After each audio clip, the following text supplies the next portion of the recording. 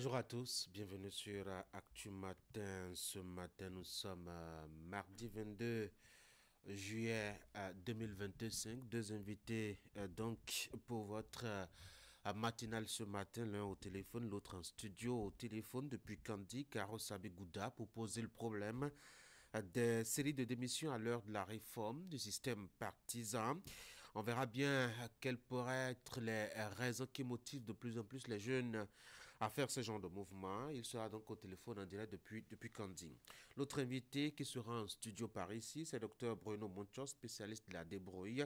Avec lui, nous allons nous interroger sur les facteurs qui expliquent le grand décalage entre les établissements scolaires privés et ceux du public en matière de rendu et de résultats. Le dernier exemple en date illustratif de cet état de choses, les résultats au niveau du CEP 2025 où très peu de candidats venus des établissements publics sont à compter parmi les 50 meilleurs de la session de juin dernier.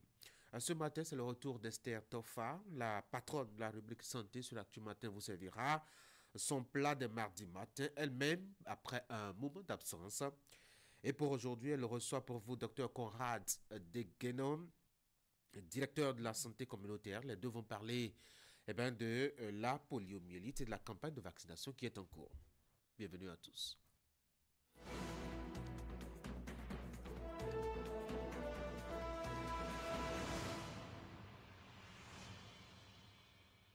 Nous voici pour le tout premier rendez-vous de la deuxième partie de votre émission Actu Matin. On va commencer par fraternité, invitation de deux pays de l'AES.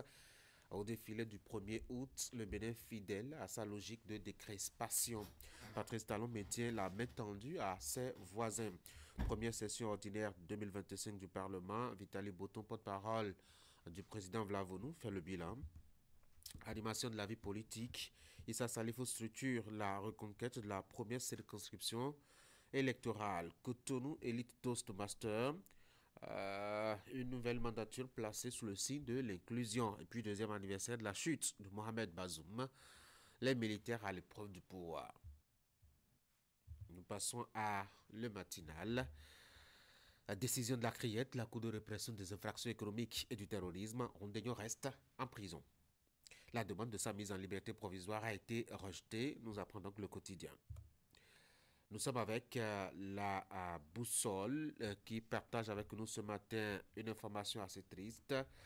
Drame au centre de santé de Ndali, un agent de sécurité abat par erreur un père de famille venu soigner son fils. Achetez le journal Élysée, comment c'est arrivé. Et puis, Parakou, un faux marchand de bœufs arrêté pour vol de moto.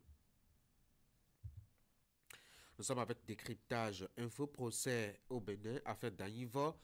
À quand finalement le dénouement, la grosse interrogation donc du quotidien dans ces colonnes ce matin. Nous passons à l'informateur Criette, reprise du procès de Rondegnon en appel.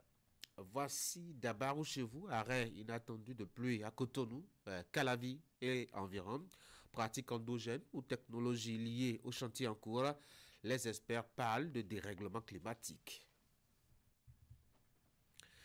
Le journal L'Indépendant, pour continuer, DEC, enseignement supérieur, direction des examens et concours, enseignement supérieur, les dates et les centres des examens de licence et de master 2025.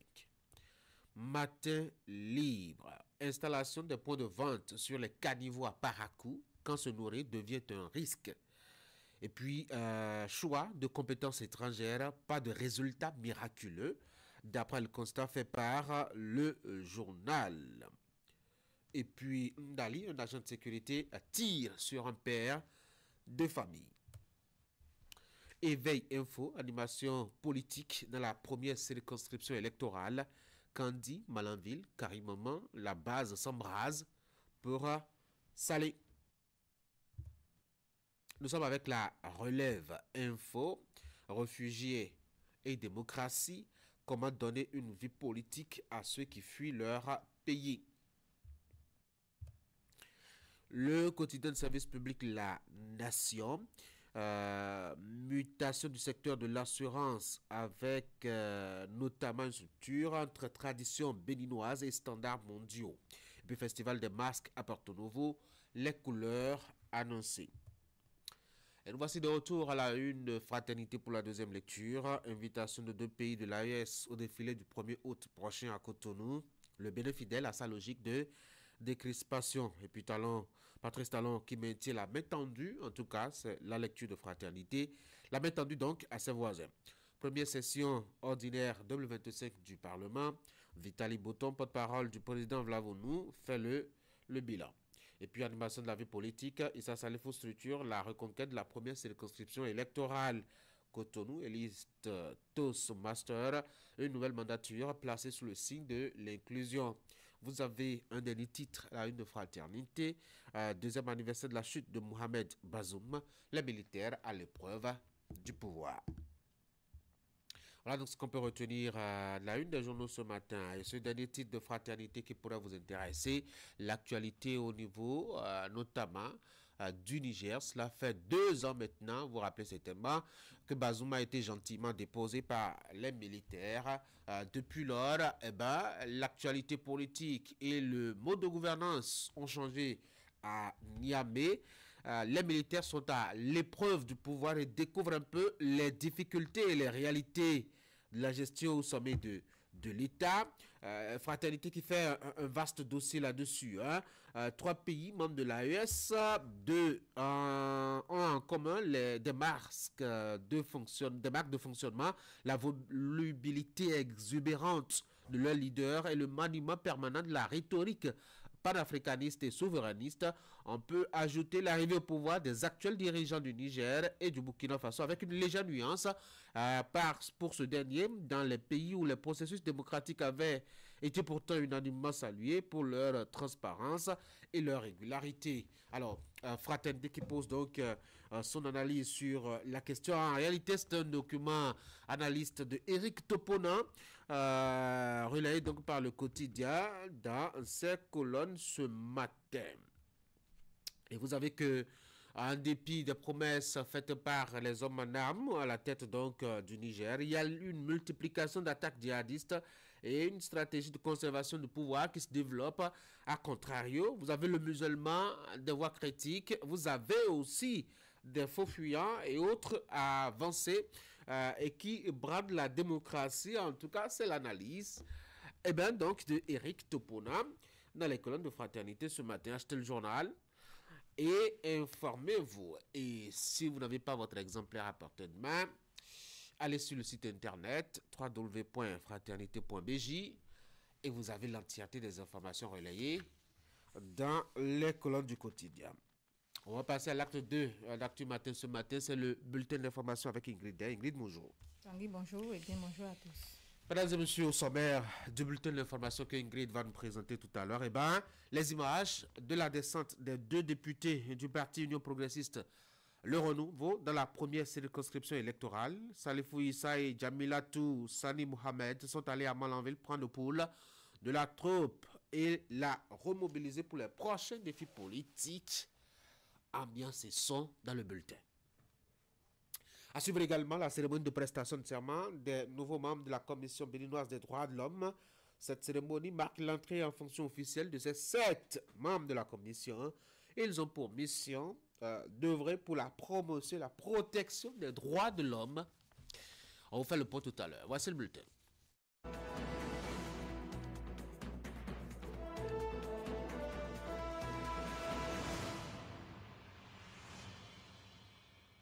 Si on commençait par la politique, et direction le nord du Bénin, sinon l'extrême nord du Bénin, Malanville précisément, 2 députés du parti Union progressiste Le Renouveau étaient dans cette ville-là ce week-end. En effet, Tanguy, en prélude aux élections générales de 2026, Salifou Issa et Jamila Toussani Mohamed ont effectué une descente dans la première circonscription électorale. Ils y étaient pour partager leur vision et remobiliser les militants à la base pour la victoire de la formation politique à l'issue des élections. Suivant. Grande mobilisation ce dimanche autour des honorables députés Jamila Toussabi Mohamed et Salifou Issa à Malanville. Ces deux élus de la première circonscription électorale du parti Union progressiste Le Renouveau ont choisi ce mois de juillet pour mobiliser la troupe à leur cause en vue des échéances électorales à venir. Nous sommes aujourd'hui à Malanville où nous avons réuni les trois communes constituant la première circonscription électorale parce que 2026 c'est déjà là, dans quelques mois nous serons aux élections et étant donné que ces élections c'est des élections couplées, il ne faut vraiment pas laisser la population comme ça. À l'invitation de leur leader charismatique, ils ont effectué massivement le déplacement des localités les plus reculées des communes de Kandji, Karimaman et Malanville. L'exercice des élus, face à leurs mandants, a très vite pris l'allure d'une séance de reddition de comptes. Je pense que l'heure de bilan a sonné. Il est bon de faire le tour dans notre circonscription électorale et faire un bilan avec la base. C'est ça qui m'a motivé pour organiser une rencontre personnelle du député qui rencontre sa base pour faire un peu le point. Avant le jour J, tout le monde parle des élections de 2026. Si vous ne faites rien avant 2026, vous allez passer à côté. L'objectif est clair, dresser le bilan des actions sociales menées sur le terrain, actions sociales censées fidéliser la base et séduire de nouveaux électeurs issus d'autres sensibilités politiques. Salifou Issa entend mettre ses moyens personnels en jeu pour ne laisser aucun espace libre à l'opposition. Je suis un ancien, bientôt 22 ans de Parlement. Je suis, qu'on veuille ou non, un baobab dans la première circonscription, que les gens veuillent ou pas. Et je suis autonome, financièrement. Donc j'ai la capacité de mobilisation et j'ai les moyens de me battre. Donc je ne veux pas avoir la honte, c'est pourquoi je prends mes dispositions. Je prends mes précautions pour vraiment être utile à mon parti et être utile à son chef. Que je pense qu'il a vraiment apporté un plus dans ce pays, quoi qu'on dise. On peut tout lui reprocher. Aujourd'hui, nous avons double voix à l'entrée de Malanville. Nous avons double voix à l'entrée de Kandji. Nous avons la voix de Karimaman qui a démarré. Pour moi, c'est déjà beaucoup. Il n'est plus à démontrer qu'aujourd'hui, au sein de la mouvance présidentielle, une injustice est faite aux militants des premières heures. Ils sont laissés pour compte, toute chose que déplore le député Salifou Issa. Quoi qu'on dise, aujourd'hui, il y en a qui n'ont pas de base, mais qui sont promus. D'accord? Je ne pense pas que cette injustice-là va continuer. Nous ne sommes pas là pour travailler pour les autres. Nous allons d'abord travailler pour nous-mêmes et travailler pour nos mandants. D'accord? Donc, moi je pense que cette injustice qui est au niveau du parti et qui est au niveau du sommet même de la mouvance va être corrigée. Parce que c'est le rapport de force. Si vous êtes fort, vous allez vous imposer. Et c'est ce que nous cherchons à faire. À cette première sortie politique, la jeunesse a été fortement mobilisée. C'est le moment pour les aînés de sortir par la grande porte et ainsi préparer la jeunesse à la relève. C'est pourquoi nous allons préparer la relève. Vous avez vu, il y a beaucoup de jeunes. Nous allons les booster, les assister pour que demain, ils puissent nous remplacer. L'opposition n'a pas la chance de remporter les joutes électorales de 2026. Les réalisations de l'actuel chef de l'État en disent long. Moi, quand je vois tous mes frères et sœurs qui sont derrière l'opposition, franchement, ça me gêne un peu. Parce que j'ai un peu pitié d'eux. Là, je suis convaincu que les opposants, là, ils ne vont rien gagner. Ils ne vont pas gagner les élections présidentielles. Il faut aller vers les réalisations de l'actuel chef d'État. Il ne laissera pas le terrain libre au point où les opposants gagnent. Le top ainsi donné, Salifou Issa et sa troupe seront les jours à venir dans les différents arrondissements que comptent toutes les communes de la première circonscription électorale pour le même exercice. On prend la direction de Porte-Novo à présent pour suivre le résumé de la cérémonie de prestation de serment des nouveaux membres de la Commission béninoise des droits de l'homme. C'était lors d'une audience solennelle à la Cour suprême. Leur mission œuvrait pour la promotion et la protection des droits de l'homme au Bénin. Reportage.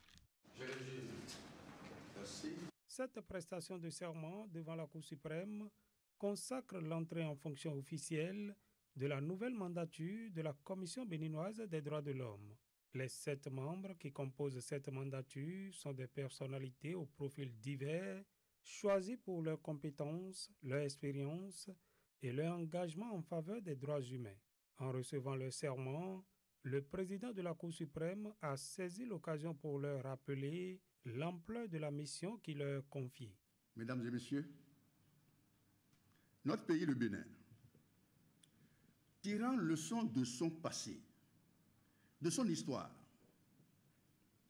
et de son évolution socio-politique, a inscrit très tôt les droits humains au cœur de sa gouvernance démocratique.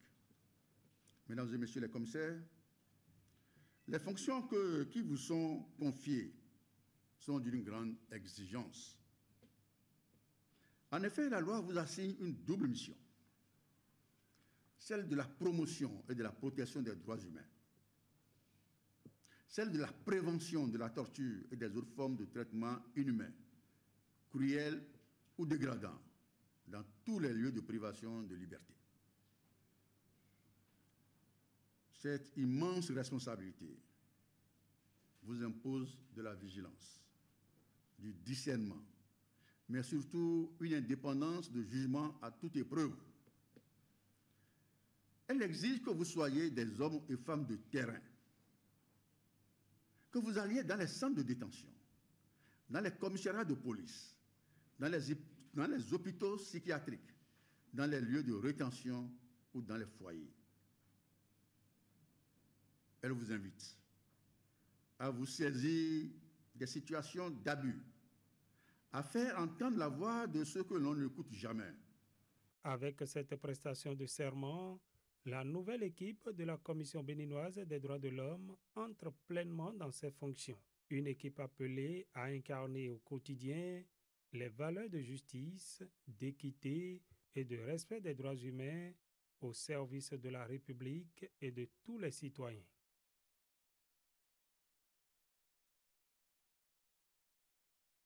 Et pendant ce temps, les membres du ministère du Cadre de Vie et des Transports, eux, évaluent leurs actions. José Didier Tonato et son équipe ont passé en revue l'état d'exécution des projets inscrits au plan de travail annuel, une étape cruciale pour ajuster les actions et accélérer les résultats. Voici le point avec Teddy Goudalo et Deron Pévi.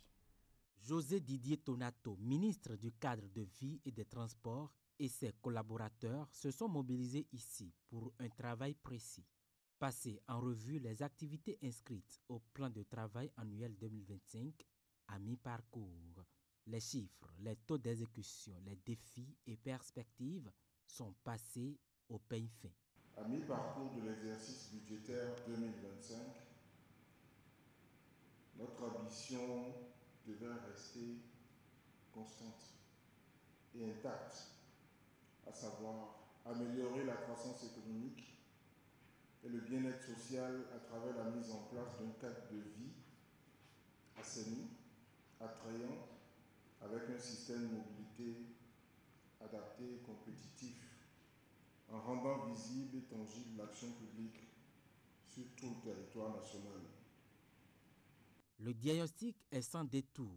Si certains programmes avancent à bon rythme, d'autres, en revanche, accusent du retard, parfois dû à de lenteurs administratives ou des questions de coordination intersectorielle. Un moment de vérité donc et de projection pour ce ministère stratégique au cœur de la transformation urbaine et environnementale du Bénin. Les données consolidées indiquent une exécution physique estimée à 41,57%, un taux d'engagement crédit de 60,81%, un ordonnancement effectif de 58,27%. Ces performances s'inscrivent en nette progression de 7,29, 6,40 et 4,42 points par rapport à l'année 2024. Cette revue permet donc d'ajuster les actions, de recenser les efforts et d'accélérer la cadence pour les 6 prochains mois. Le développement durable, l'assainissement, l'infrastructure, la mobilité urbaine, le chantier reste vaste, mais l'engagement affiché par les équipes augure d'un second semestre plus efficace. Cadre de la préfecture et membre de la conférence administrative départementale des collines était en visite d'immersion à la zone industrielle de Glodjigbe. La délégation, conduite par le préfet, a parcouru tous les compartiments de la GDIZ. Le but de cette descente est de s'imprégner des investissements, les réalités ainsi que le mode de travail et le fonctionnement du site. On va voir tout ça avec Imetélène Amonson. En plus des cadres et agents de la préfecture des collines, il y avait aussi dans la délégation les membres de la conférence administrative départementale. Le groupe conduit par l'autorité préfectorale est allé à la découverte de la zone industrielle de Glodjigbe. Lorsque vous quittez ou que vous êtes de passage, que ce soit du sud vers le nord ou du nord vers le sud, nous avons l'entrée qui est attirante, elle est impressionnante, mais on se demande qu'est-ce qui se fait de l'autre côté. Et vous allez entendre ceux qui ont visité laisser savoir leur impression généralement satisfaisante. Mais dans le même temps, il y a aussi de la désinformation où on vous dit non, il n'y a rien là-bas, c'est juste la façade qui est aménagée pour tromper le peuple. Et donc nous avons choisi nous-mêmes aller voir ce qui s'y fait, pour apprécier. L'immersion dans cet univers industriel a duré toute une journée. D'un compartiment à l'autre, les visiteurs ont eu droit à des explications d'un guide. Parcourir les différentes unités installées leur a permis d'en apprendre davantage sur le fonctionnement, de même que le mode d'organisation du travail. Émerveillés, quelques-uns ont tenu à exprimer leur impression. Le socle même de tout développement d'une nation, c'est l'industrie, c'est le tissu industriel. Et donc, je crois que ce que j'ai vu ici aujourd'hui impacte chaque Béninois, quel que soit le milieu où il se retrouve. J'invite les producteurs à faire en sorte que la production nationale serve aux industries nationales. Et je voudrais faire remarquer qu'on ne saurait parler d'une révolution industrielle où le Bénin passe à une vitesse industrielle, effectivement, et sans qu'il y ait un accompagnement en ce qui concerne, ou bien un arrimage en ce qui concerne la production agricole. Pour cela, je voudrais donc inviter les producteurs et tous les acteurs, les interprofessions des autres filières à travailler de sorte que les productions nationales puissent servir à alimenter la GDZ.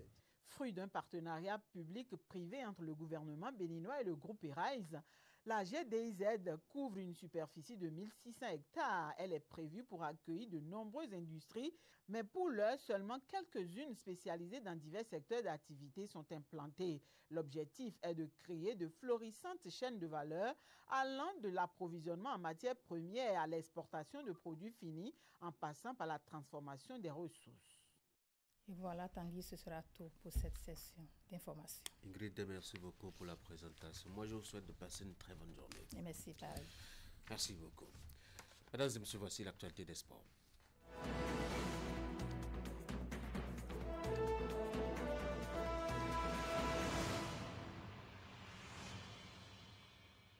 Bonjour. Tanguy, bonjour. Et si on commençait ce matin le tour d'horizon de l'actualité des sports avec l'information relative aux jeunes garçons de moins de 15 ans par exemple.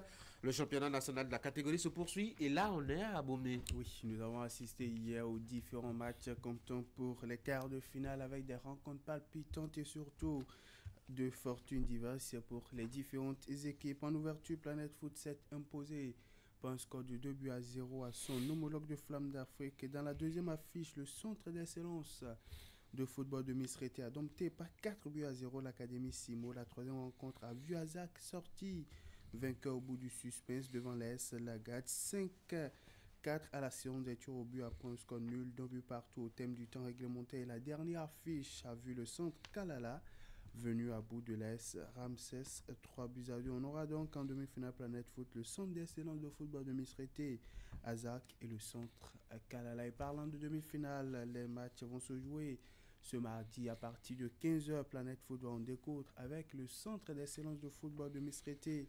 Puis à 17h, Azak va défier le centre Kalala pour une place en finale Tanguy. Au Maroc, oui, les demi-finales de la Coupe d'Afrique des Nations féminines 2024 se poursuivent ce mardi. Oui, 2 matchs à suivre ce mardi. Dans le cadre de cette étape des demi-finales à 17h, le Nigeria tombe de la Zambie.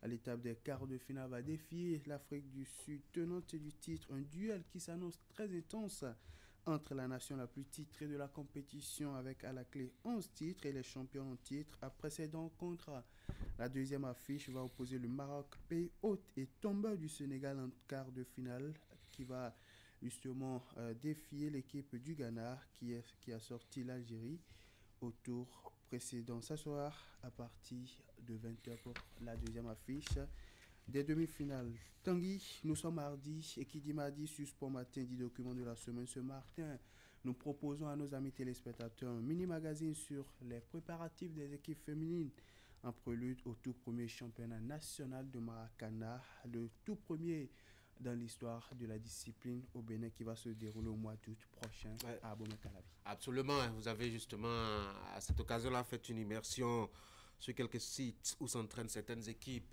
féminines donc de la discipline, le Maracana, depuis quelques semaines pour la compétition. C'est pour constater le travail qui est en train de se faire au sein donc de ces différents clubs-là. Et vous nous proposez ce matin, dans le document de la semaine, tout ce que vous aviez vu et entendu en un tout petit résumé. On va suivre ensemble. Il est à peine 7 heures ici sur les installations du terrain synthétique de l'université d'Abomey-Calavi, mais on révise déjà les gaps. 2, 3, 4, 5, 6, 7, 8, 9, 10, 11. À première vue, l'on pourrait faire référence à une séance d'entraînement de football féminin, mais ce n'est pas le cas. Ces joueuses sont les pensionnaires de Pyramide MC d'Abomey-Calavi, qui est en pleine préparation pour le tout premier championnat national féminin de Maracana, ce sport qui se joue à 6 contre 6 sans gardien de but sur un terrain de handball avec un ballon de football. Aux commandes, Salifou Moumouni qui, avec ses joueuses, tiennent ce matin une énième séance d'entraînement pour passer en revue les 14 lois de jeu de cette discipline et mettre en place une identité de jeu compétitive pour l'échéance en vue. Avant tout ceci, il fallait prendre part des étapes. La communication est passée avec les réseaux sociaux. On a lancé un communiqué entre elles, elles se sont parlé pour s'inviter à la pratique de cette discipline et elles ont véritablement répondu présent malgré les différentes difficultés. Et aussi, nous avons l'appui des anciennes footballeuses qui ont déjà leur association.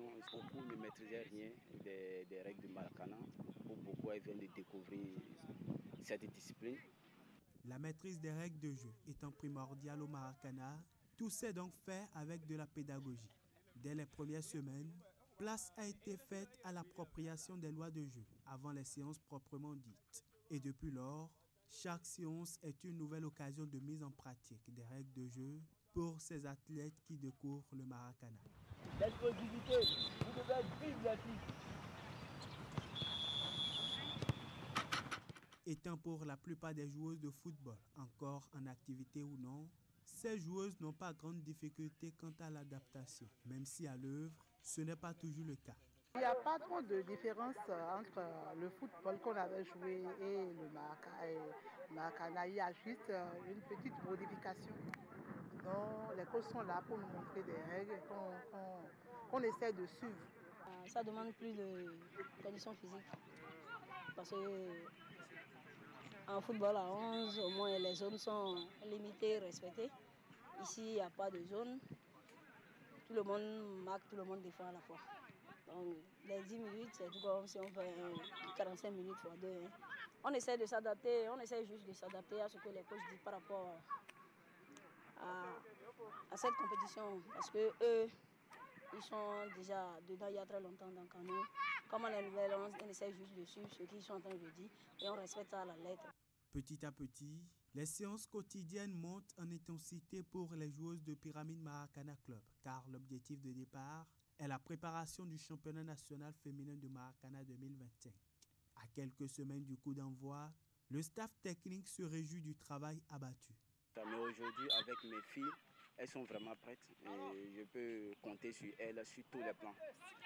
Dans les sorties de balles pour éviter les fautes inutiles, à savoir se retrouver peut-être dans un 6 mètres au niveau de l'engagement. On a vu ça, ou le dégagement depuis les 6 mètres au niveau de l'engagement. Ce sont des fautes passives de 9 mètres dans notre compétition. Aujourd'hui, mes filles maîtrisent absolument tout cela. À côté de ça, par rapport aux lois, justement, et les fautes qui viennent très souvent dans le Maracana. Quand il y a la faute, se positionner aux 2-3 mètres tout simplement du ballon, elles le savent aussi. Et également jouer rapidement chaque fois qu'on a une faute pour pouvoir marquer le but, elles le savent. Tout comme à Abomey-Calavi, les équipes féminines s'activent sur l'ensemble du territoire national pour la toute première saison du championnat national de Maracana dédié aux dames. L'autre exemple, c'est l'association sportive Elite Omnisport, une équipe mise en place en l'espace de quelques semaines.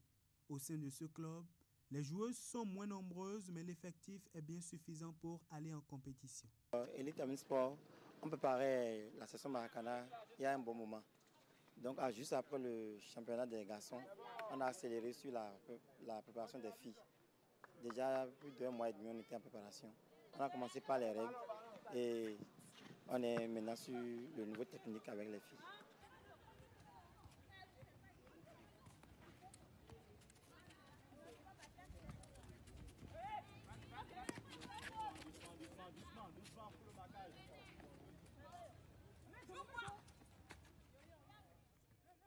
Chaque semaine, les joueuses de l'Est et l'Homme effectuent plusieurs séances d'entraînement au cours desquelles l'encadrement technique travaille à instaurer un style de jeu. Même si la maîtrise des règles de jeu n'est pas encore totale au sein de l'équipe, il y a quelques lois qui sont déjà bien cernées par les pensionnaires. Et le fait d'arriver dans les 6 mètres d'abord avant de marquer le but, il ne faut pas rester hors du cadre.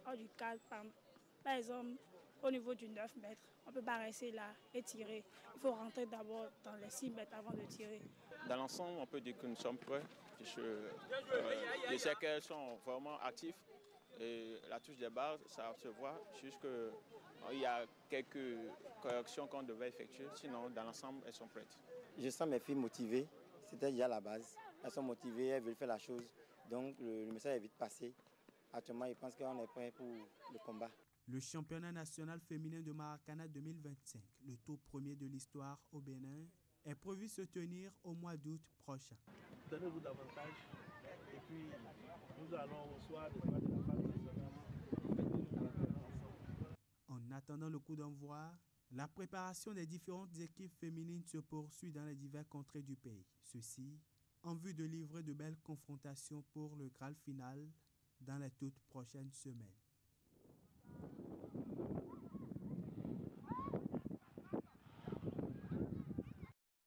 Tanguy, voilà ce qu'on a pu glaner sur quelques installations au cours de notre immersion au sein de quelques équipes féminines qui s'activent pour la première édition du championnat national de Maracana qui est dédié aux dames.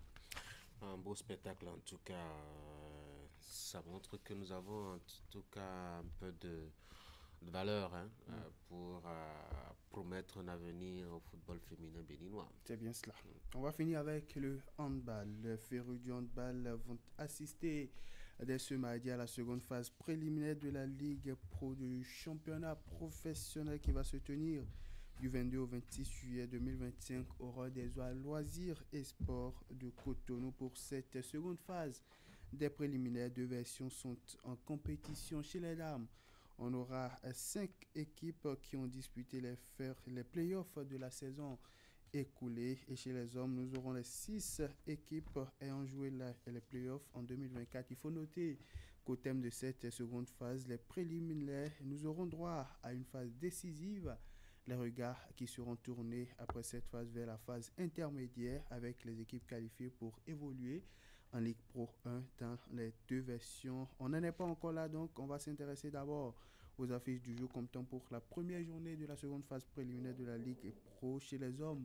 Eh bien, Buffle Handball Club Adidja pour la première rencontre à partir de 9h. Fleurs CNSS va en découdre avec ASEC Handball Club à 12h et puis Aspac Handball Club va disputer les unités avec Asso Modèle qui va sonner à 15h00. Et chez les dames, à 10h30, on va assister à la toute première rencontre qui va opposer l'équipe de Flowers CNSS à celle de Asso Modèle. Puis à 13h30, la seconde affiche qui va opposer Aspac Handball Club à l'équipe d'Adidja Handball Club. Voilà, à plusieurs rencontres à suivre cet après-midi au Radeza Loisirs Sport de Cotonou. Tanguy, et si on s'arrêtait ici ce matin? Pourquoi pas, ce serait pas mal en tout cas. Merci beaucoup à vous pour la présentation de la rubrique Sport sur Actu Matin ce matin. Je vous souhaite de passer une très bonne journée aussi. Et à demain. Mesdames et messieurs, dans la suite d'Actu Matin, je vous rappelle qu'on aura à suivre nos moments en débat avec les débatteurs. On va évoquer ce sujet politique à polémique, les sorties multiples et insistantes de l'ancien président de la République, Nicéphore Dieudonné Soglo. Ça suscite beaucoup de polémiques. Certains sont pour, d'autres sont contre. La dernière réaction en date, celle du porte-parole du gouvernement pour répondre un peu à celle de son fils, Galiou Soglo, qui n'était pas trop content. Lui qui a sorti d'ailleurs un communiqué à ce sujet. Alors, quelles sont les analyses à faire à ce sujet? On dira deux mots à ce propos. Je vais recevoir par ici aussi Dr Bruno Mocho. On va parler un peu d'éducation. On va repasser au clip de l'analyse, les taux de réussite aux différents examens de fin d'année. Vous l'avez certainement remarqué, on l'a ressassé pendant bien longtemps. Les taux cette année sont assez surprenants et assez positifs aussi. On a eu des taux de réussite jusqu'à plus de 70%, par exemple, pour l'examen du bac. C'est jamais venu dans l'histoire de l'éducation au Bénin. Qu'est-ce qui peut bien expliquer cela et quelle lecture faut-il faire de ces différents résultats? On dira deux mots à ce propos avec mon invité Bruno Moncho. Faut-il le rappeler, il est sociologue, il est enseignant-chercheur à l'université d'Abo Mekalavé, lui qui va comparer un peu les taux de réussite dans les établissements privés à ceux dans les publics pour tirer quelques conclusions. On fera ce tour-là. J'avais promis justement un invité au téléphone, quelques difficultés en tout cas à l'avoir. On va prier tous les dieux de la communication d'être avec nous ou de nous revenir pour pouvoir l'avoir depuis Candy sur Actu Matin ce matin. Avant tout cela, voici pour aujourd'hui et ce matin même, pour votre matinale, la rubrique santé.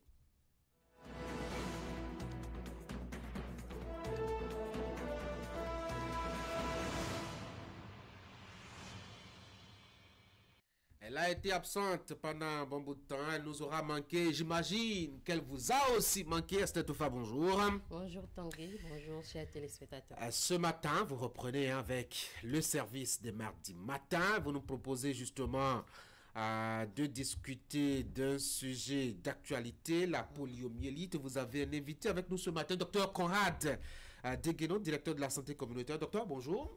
Bonjour. Bienvenue sur l'Actu Matin. Merci. Je parlais donc du sujet que vous allez évoquer ce matin, Esther. Vous allez parler de la poliomyélite. Le ministère de la Santé, avec l'appui de ses partenaires, a lancé en effet la campagne nationale de vaccination contre la polio, marquant une étape majeure dans la lutte contre la circulation donc, du virus variant de type 2. Elle vise à protéger plus de 4 millions d'enfants, dites-vous, de moins de 5 ans grâce au nouveau vaccin anti-poliomyélite oral de type 2. Après la première phase qui a couvert la période du 20 au 23 juin 2025, la deuxième phase, lancée le 19 juillet, prend fin donc aujourd'hui. Et vous avez choisi justement d'en parler avec votre invité. Exactement. Bonjour, docteur Conrad. Oui, nous parlons de cette campagne nationale de vaccination contre la poliomyélite qui a été lancée, la première phase bien sûr, le 20 juin dernier et qui a pris fin le 23. Aujourd'hui, prend fin la deuxième phase. Parlez-nous plus amplement de cette campagne. Merci beaucoup. Comme vous le savez, la poliomyélite, c'est une maladie grave qui est très contagieuse qui entraîne la paralysie au niveau donc, des enfants et qui peut aller jusqu'à la mort, entraînant donc par une paralysie donc, des muscles respiratoires. Et le Bénin quand même a fait des avancées très importantes dans la lutte contre cette maladie. Ceci grâce aux différentes campagnes de vaccination de masse que nous organisons depuis et qui nous ont permis donc de limiter de manière intéressante donc, la circulation donc, du virus. Mais il faut reconnaître que ces dernières années, il y a eu de nouveaux cas qui sont survenus dans certaines localités, ce qui nous amène donc à devoir riposter. Et la meilleure riposte, c'est donc d'organiser ces campagnes de vaccination de masse qui nous permettent donc d'améliorer donc la protection des enfants. Alors, il faudrait que je puisse dire que si nous avons des nouveaux cas, c'est bien sûr parce que il y a des enfants qui sont sous-vaccinés ou des enfants qui n'ont pas respecté leur rendez-vous, qui n'ont pas été vaccinés. Et donc, c'est ça qui nous amène à vouloir améliorer l'immunité donc, des enfants. Alors, nous parlons de nouveaux vaccins. Qu'est-ce que vous pouvez nous dire sur ce vaccin? Qu'est-ce que ça a de différent du vaccin que les enfants ont l'habitude de recevoir? Bon, c'est vrai que c'est une souche qui est un peu une souche dérivée donc du virus, et donc le vaccin est adapté donc à cette souche, et ce qui nous permet donc de pouvoir lutter efficacement contre cette nouvelle souche de virus. 4 263 190 enfants de 0 à 5 ans pris en compte pour cette campagne nationale de vaccination contre la poliomyélite. Pourquoi vous l'avez fait en 2 phases? 2 phases, c'est une recommandation donc, de l'Organisation mondiale de la santé, l'OMS. En fait, la 2 phases, c'est pour permettre donc, de renforcer l'immunité donc, des enfants. Une première phase pour donner l'immunité et la deuxième pour booster et renforcer l'immunité. Et les 2 phases doivent se faire à un intervalle d'au moins 4 semaines. Donc, ce sont des recommandations claires et qui permettent donc de mieux protéger les enfants. La deuxième phase également nous permet de rattraper un certain nombre d'enfants qui n'ont peut-être pas été touchés au premier tour pour différentes raisons, soit absence, maladie, refus, etc. etc. Alors, au terme de cette campagne qui prend fin aujourd'hui, est-ce que vous pouvez dire que c'est plus de 4 millions d'enfants pris en compte ont été vaccinés? Nous sommes assez satisfaits donc, de cette campagne que nous avons menée. Hier, à la synthèse, nous étions à environ 87%, mais il faut dire que ce sont les données compilées jusqu'au J2. Et donc, aujourd'hui, nous aurons toutes les données du J3. Et de manière globale, la tendance est très satisfaisante. Néanmoins, il persiste encore donc, des localités qui ont été sous-vaccinées. Il existe encore quelques zones de refus. Et nous allons organiser ce jour donc, des rattrapages dans ces localités pour nous permettre donc, d'atteindre tous les enfants. Alors, et conformément au PEV 2025, quelles sont les perspectives après la vaccination contre la poliomyélite? Les enfants auront droit à quel vaccin pour la campagne qui va suivre? Alors, déjà, pour savoir que le PEV, c'est plusieurs maladies qui sont prises en compte. Oui. Et au-delà de la poliomyélite, il y a beaucoup d'autres maladies que je ne vais pas citer, mais qui se font sur plusieurs rendez-vous. Et les campagnes de vaccination viennent renforcer donc, les vaccinations de routine. Alors, mon appel pour moi, c'est de dire au moment de ne pas rater les rendez-vous des enfants pour la vaccination de routine. Il faut respecter les rendez-vous. Il faut amener les enfants pour qu'ils puissent prendre le vaccin de routine, et les vaccins de campagne de masse viendront après renforcer encore cette immunité. Alors, cette campagne prend fin aujourd'hui. Et quel est le message que vous avez à passer à ces parents-là qui ont toujours du mal à laisser leurs enfants être vaccinés? Cette campagne prend fin aujourd'hui, et moi, je devrais d'abord pouvoir remercier les partenaires techniques qui accompagnent le ministère de la Santé, notamment l'OMS, l'UNICEF et le Rotary. Il y en a également d'autres que je ne vais pas citer. Également, remercier toutes les équipes qui ont été mises en place, qui ont accompagné, qui se sont mis en cadre pour la réussite, et notamment sous le leadership donc, du ministre de la Santé qui était sur le terrain tous les jours, et qui nous a aidés donc, à réduire, donc, à résoudre des réticences sur le terrain. Et pour tous les mamans, pour tous les parents d'enfants de moins de 5 ans, mon message est ceci. Le vaccin contre la poliomyélite, c'est un vaccin sûr, efficace et gratuit. Et il nous permet donc de lutter efficacement contre la poliomyélite et il est important donc de laisser vacciner les enfants.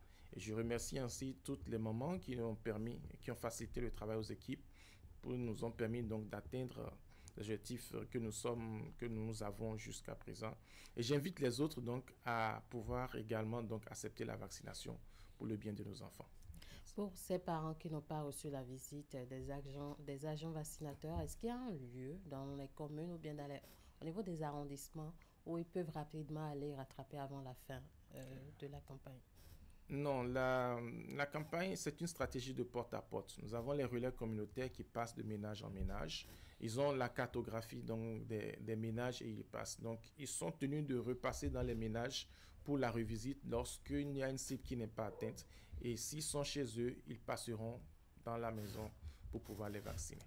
Merci à vous, Dr Conrad Degueno. Je rappelle que vous êtes directeur de la santé communautaire. Vous avez discuté avec nous de cette campagne nationale de vaccination contre la poliomyélite pour les enfants de 0 à 5 ans. Une campagne qui a été placée sous le thème « L'immunisation pour tous est possible ». Merci d'être passé sur ce plateau.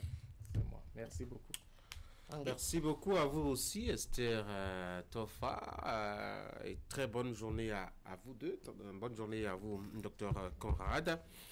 Mesdames et messieurs, je vous rappelle qu'on aura sur tout à l'heure magazine du jour. Pourriez donc découvrir les meilleures facettes du Bénin comme traditionnellement présenté dans cette rubrique. Je rappelle que je vais recevoir par ici Dr Bruno Montia. On va parler de l'éducation nationale en nous focalisant sur les résultats des examens de fin d'année. On pourrait faire quelques 2 ou 3 analyses à ce propos. Notre sujet de débat ce matin porte notamment sur les sorties récentes de l'ancien président de la République, Nicéphore Dieudonné Soglo, lui qui a dirigé la mairie de Cotonou aussi. On dira à 2 mots à propos des appréciations diverses de ces différentes sorties au sein donc de la République. Je vous propose de suivre tout de suite et maintenant notre magazine ce matin.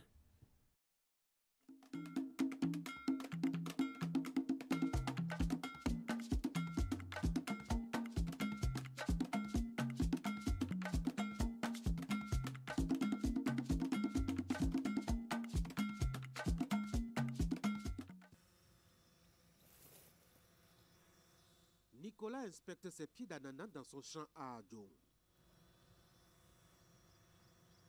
Jeune entrepreneur agricole, il s'est très tôt investi dans la terre, mais n'a commencé à s'intéresser à l'ananas que récemment. Et il a ses raisons. Une fois que l'ananas fait partie des activités agricoles, ça nous intéresse. Et l'ananas fait partie de la deuxième activité que nous avons embravé au cours de notre chemin entrepreneurial dans le domaine agricole. Puisque après la production de piments et de tomates, c'est la transformation d'ananas que nous avions commencé. Et qui transforme l'ananas doit chercher à produire aussi la matière première pour sa transformation, ce qui nous a conduit vers la production de l'ananas.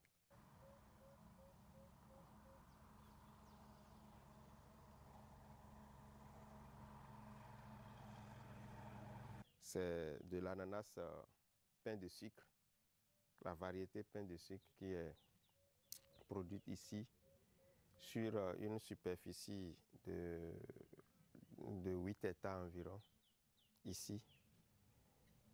Et vous auriez constaté que nous sommes en pleine période d'épandage d'engrais pour l'instant.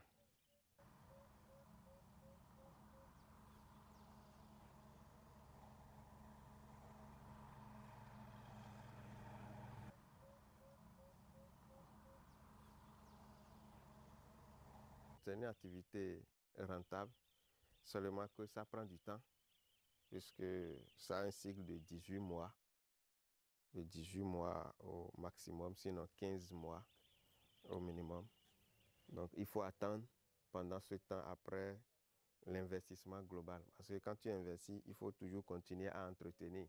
Et l'entretien, ça consomme. L'entretien se fait à au moins 7 fois avant la récolte.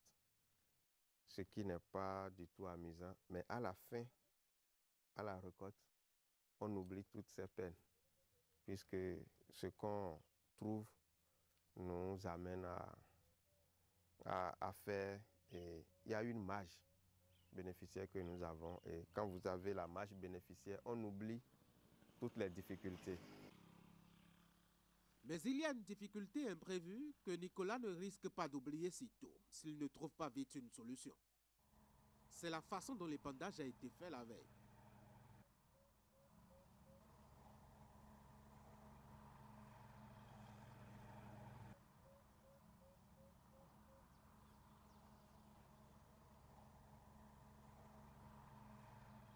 La multiplicité de ces sites de production agricole et les activités connexes ne lui permettent plus d'avoir du temps pour un suivi de rigueur comme au départ. Le travail confié aux manœuvres a été bâclé. Non, Nicolas en a le cœur meurtri.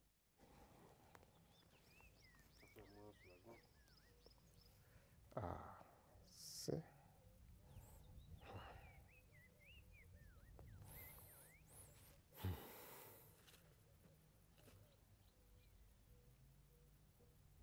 C'est grave.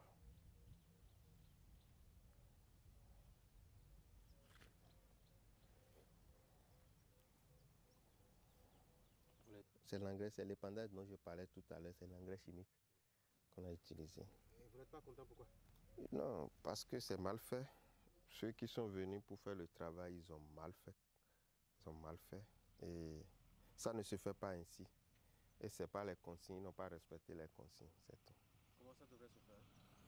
Pour le faire, il faut creuser autour de l'ananas comme ça et vous mettez un peu de sable. Pourquoi? Quand vous mettez un peu de sable, quand il pleut, ça se dissout au niveau du sol et ça donne maintenant, ça nourrit maintenant l'ananas. Mais comme ça, s'il ne pleut pas, pour que ça descende, si ça reste comme ça avec la chaleur, ça tue le produit. Donc, vous voyez, c'est mal fait. C'est très mal fait. Vous voyez déjà, non? Vous voyez déjà. Oh, c'est très mal fait, très mal fait.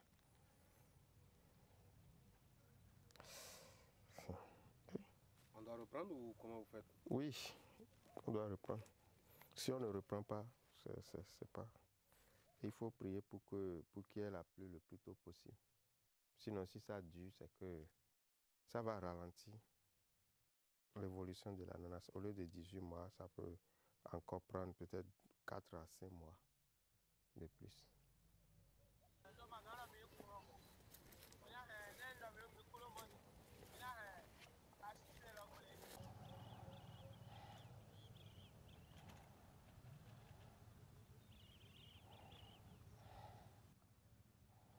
C'est une pète. Ce qu'eux, ils veulent prendre, ça ne signifie rien devant devant le prix de l'ananas.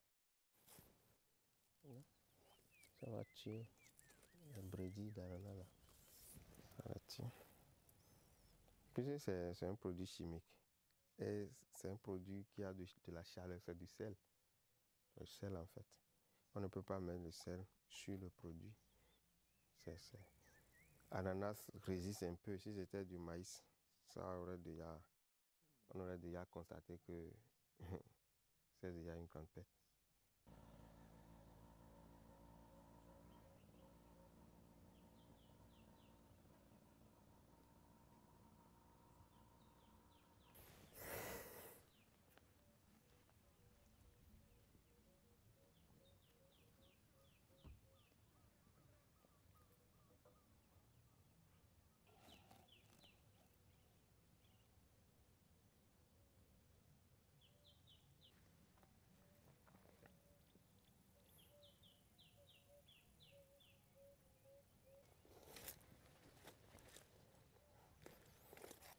Baca fica.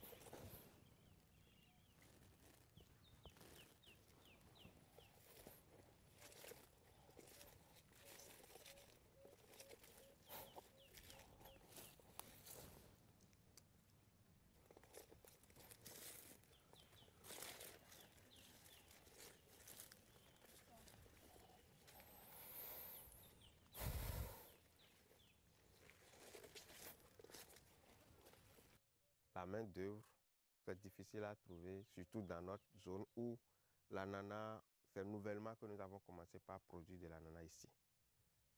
Donc, il faut aller à Zé, il faut aller à Alada, chercher la main-d'œuvre pour amener ici.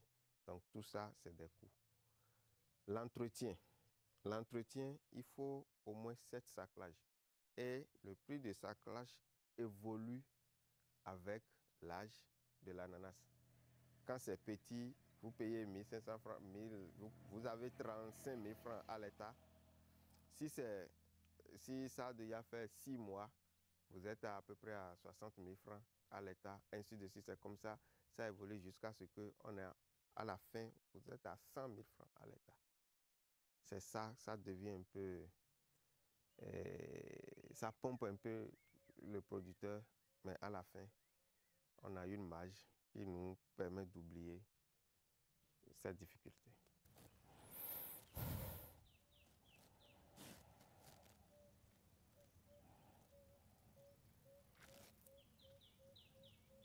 Il faut chaque fois enlever les herbes, puisque quand il y a les mauvaises herbes dedans, ça agit sur le rendement. Et après, il y a l'épandage, l'utilisation des engrais. Si on veut faire l'ananas qui n'est pas bio, on utilise les engrais chimiques. Si on veut faire l'ananas bio, on utilise les fientes d'animaux, souvent la boue de vache qu'on utilise le plus souvent. Donc, il faut l'épandre. Si c'est la boue de vache que vous voulez utiliser, vous l'utilisez une seule fois. On fait son épandage une seule fois après la plantation, 3 mois après la plantation. Mais si c'est l'ananas, la production chimique qu'on veut faire, il faut faire au moins 2 passages. Au moins 2 passages, sinon 4 passages. Ce que l'ananas veut, c'est l'entretien. Celui qui ne fait pas l'entretien, qui n'attend rien comme résultat. Parce que si c'est dans la brousse, il faut savoir que vous n'aurez pas de résultat.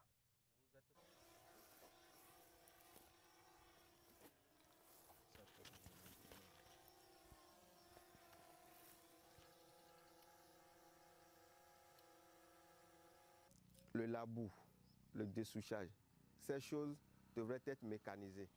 Et si c'était mécanisé, on pouvait déjà utiliser les herbicides sélectifs pour pouvoir limiter un peu les difficultés au niveau de la main-d'œuvre.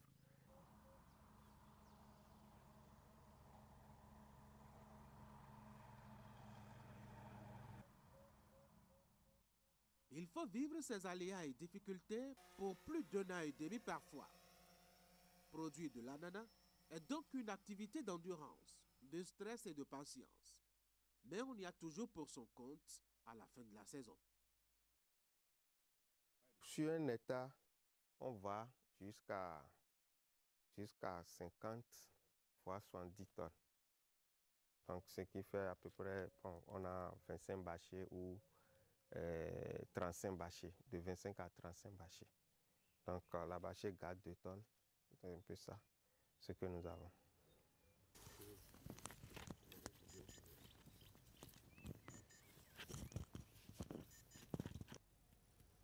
En dépit de sa déception et de la taille des pertes potentielles, Nicolas garde son sourire. Il en a déjà vu d'autres, en 14 ans d'intenses activités agricoles. Des difficultés, c'est le lot quotidien de tout producteur qui doit être comme Dieu, sûr de lui et des résultats projetés.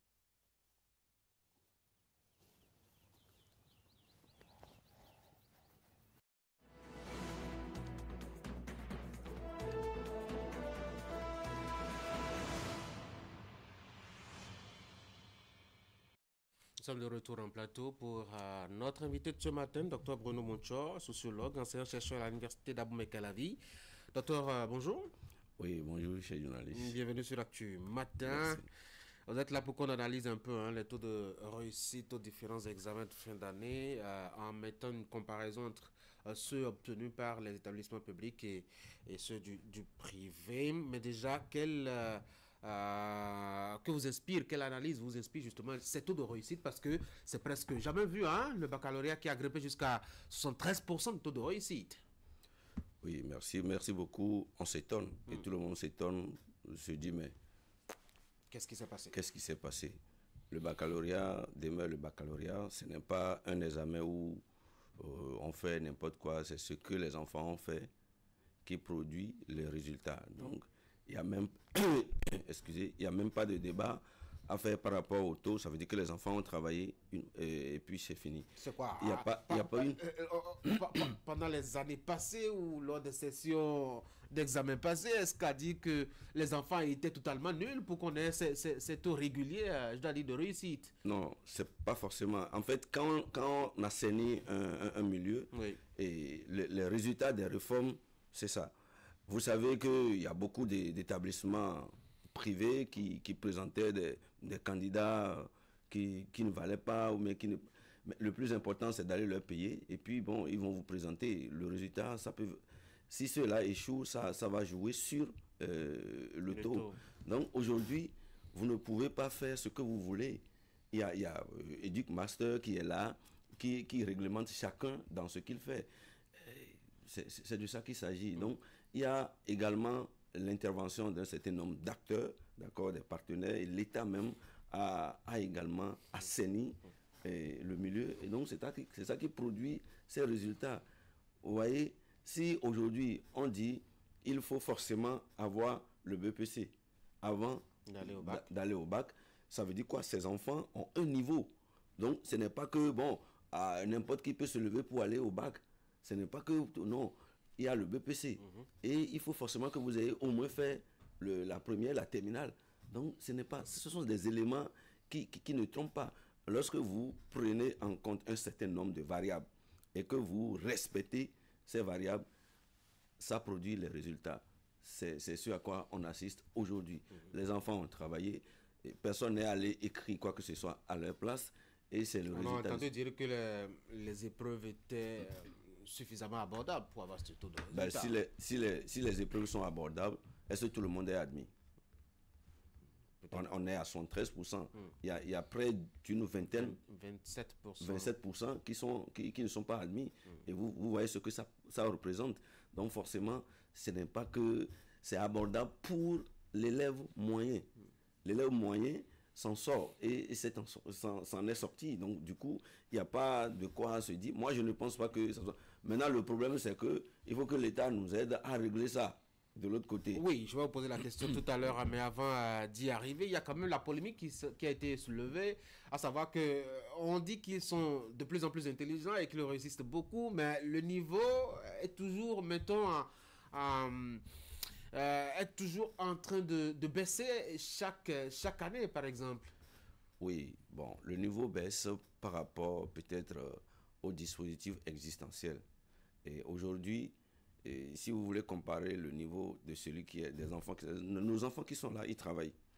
Travaillent, oui, ils travaillent, ils ont un certain niveau, mais le dispositif peut-être ne leur permet pas de s'éclore à un certain niveau. Vous savez, un enfant qui a eu, je prends l'exemple, qui a eu 10 au bac, qui a mention passable au bac, cela ne veut pas dire qu'il ne peut pas faire une école, c'est faux. Mais les 3 jours ont fait qu'il ne peut pas faire une école parce qu'il a la mention passable. Et si on lui donnait la possibilité de concourir, il peut réussir et il va réussir et battre même celui qui a eu 16 ou 17. Il y a des jours pour celui qui est le premier, il y a des jours pour celui qui est le dernier aussi. C'est quoi, c'est une question de chance? Non, ce n'est pas une question de... Oui, il y a la chance qui accompagne ceux qui travaillent. Ça, c'est un. Et l'autre chose, c'est quoi? Vous pouvez collaborer avec un élève qui ne s'en sort pas très bien, mais il va à l'examen et le chapitre qu'il maîtrise le plus, ou bien l'exercice qu'il a fait le plus, est sorti. Et puis, il fait le plein. Quand il fait le plein, c'est que vous allez vous étonner de ce qu'il est admis. Maintenant, celui qui est très bien aussi peut passer à côté parce qu'il s'est mal réveillé pendant que c'est la matière principale. Quand il s'est mal réveillé, il peut passer à côté. Ou bien il peut être en train de réfléchir au-delà alors que le truc est complètement en bas de lui. Et puis il peut passer à côté. Donc du coup, ces 3 jours ne peuvent pas nous donner une certaine assurance de ce que, parce que vous êtes ici et vous ne pouvez pas. Moi j'ai eu mention passable par exemple. Cela ne m'a pas empêché d'aller. Je respecte ceux qui ont la mention très bien, la mention bien, la mention assez bien. Mais je respecte également ceux qui ont la mention passable. Parce que ce n'est pas parce que tu as la mention passable que tu ne peux pas faire. Tout dépend de la volonté. Et vous savez, il y a certains qui, c'est une fois à l'université, que leur valeur que le génie se réveille. Se réveille. Et mais voilà qu'on ne lui a pas permis d'y aller. Ça fait aussi, ce sont les réformes aussi, mais on ne peut rien. Justement, parlant de réformes, on a quand même, mettons quoi, à peu près 50 000 nouveaux bacheliers qui vont venir vous voir à l'université. Vous n'avez pas peur d'être envahi, d'être submergé? Bon, vous ne pouvez pas avoir peur de vos enfants. Ah oui, mais quand ils sont nombreux, il faut s'en inquiéter. C'est vous qui les aviez faits, donc vous ne pouvez pas avoir peur d'accueillir vos enfants. Nous allons peut-être demander, aux autorités au niveau supérieur, hiérarchique, de savoir que, bon, voilà le flot de personnes qui vient et par conséquent, ils doivent quand même essayer de voir ce qui se passe en termes de conditions réservées à ces étudiants, d'accord, réservés à ces acteurs pour qu'ils n'aient pas le choc. Parce que quand vous avez un choc et que vous n'avez pas l'étoffe nécessaire, aujourd'hui, nos enfants, ils sont très fragiles.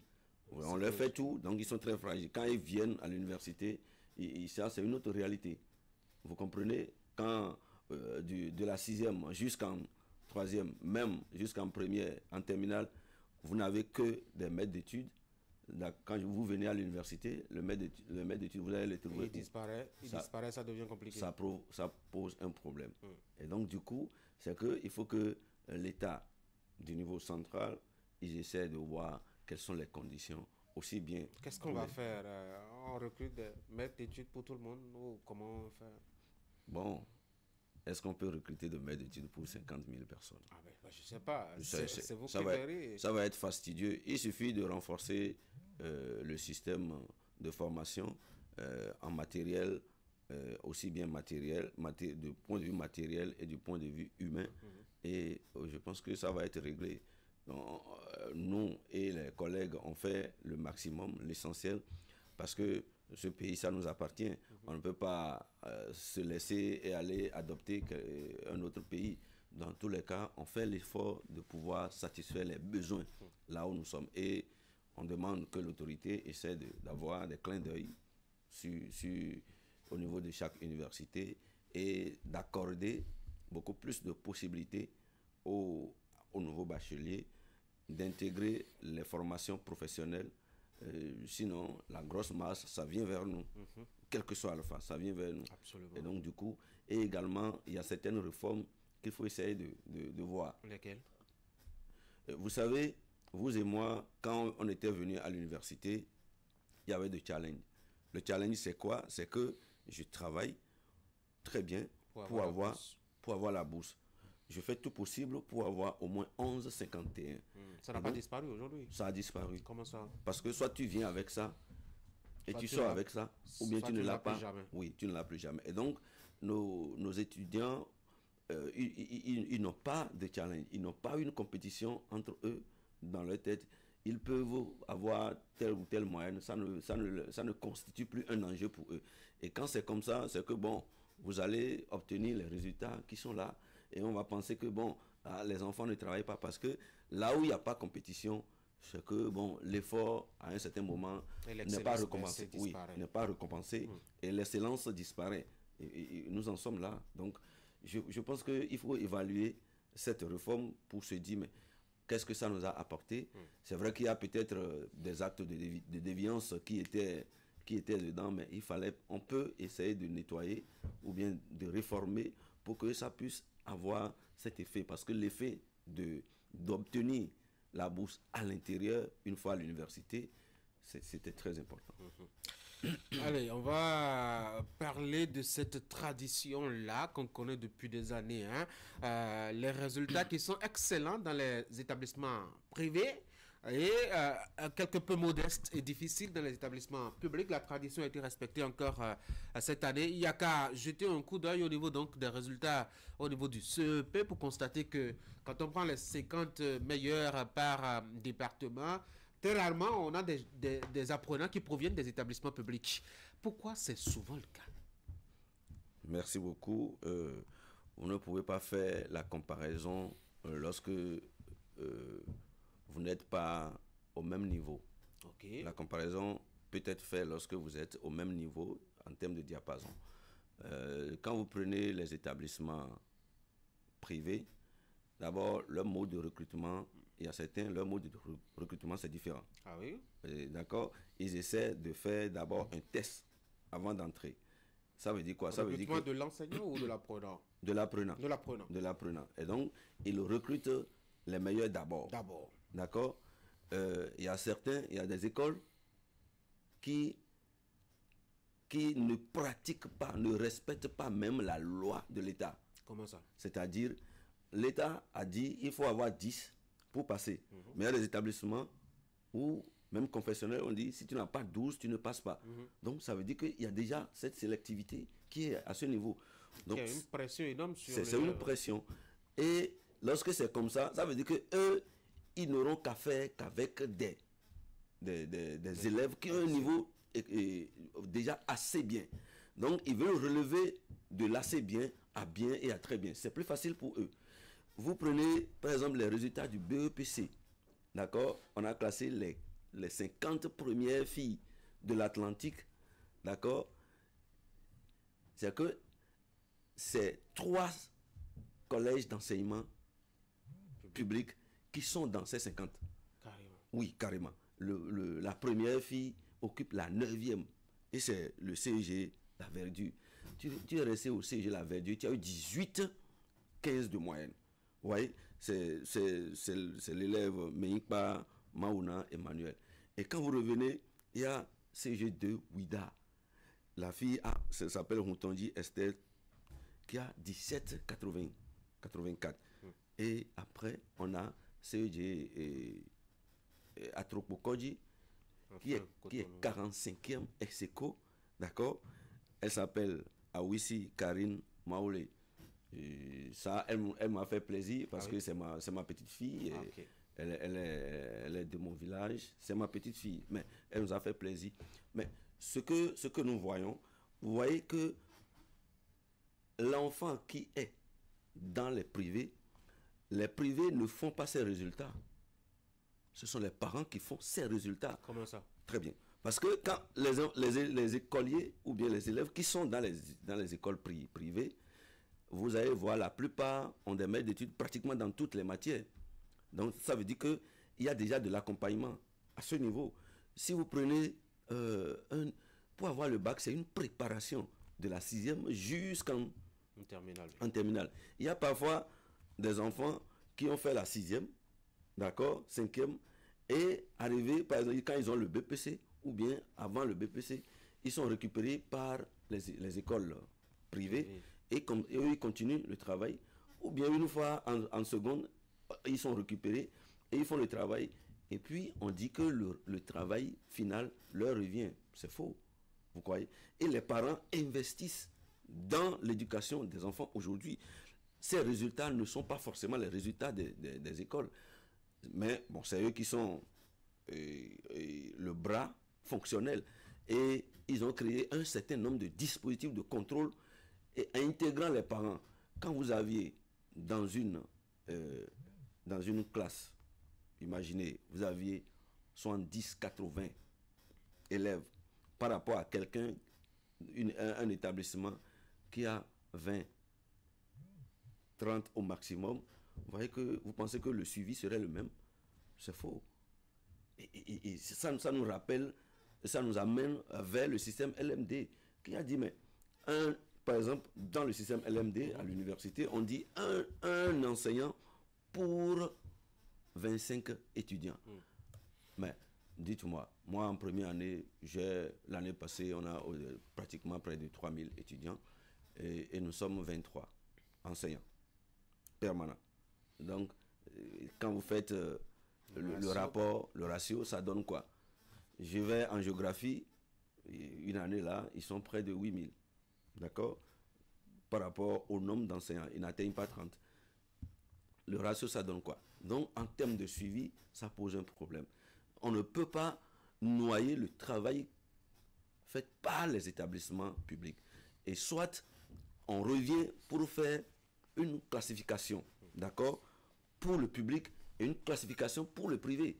Là, ça va nous permettre de voir le travail que ces directeurs, ces enseignants on n'a pas l'impression dans les établissements publics aussi qu'on s'engage véritablement à avoir de la qualité. Vous avez parlé de la moyenne, vous avez parlé de l'exigence à faire accompagner les apprenants de maîtres d'études et autres encadreurs parascolaires pour leur faire avoir de bons résultats. Vous avez parlé aussi de l'investissement du parent. L'État peut mettre en place un système aussi pour, mettons, accompagner, je dois dire, les enfants qu'on inscrit dans les établissements publics, de sorte à ce que ces enfants aient aussi cet accompagnement. Et mieux, l'administration au niveau donc des établissements publics aussi n'a pas forcément toute la rigueur qu'on a dans les établissements privés. Ça aussi peut être un élément sur lequel on peut actionner.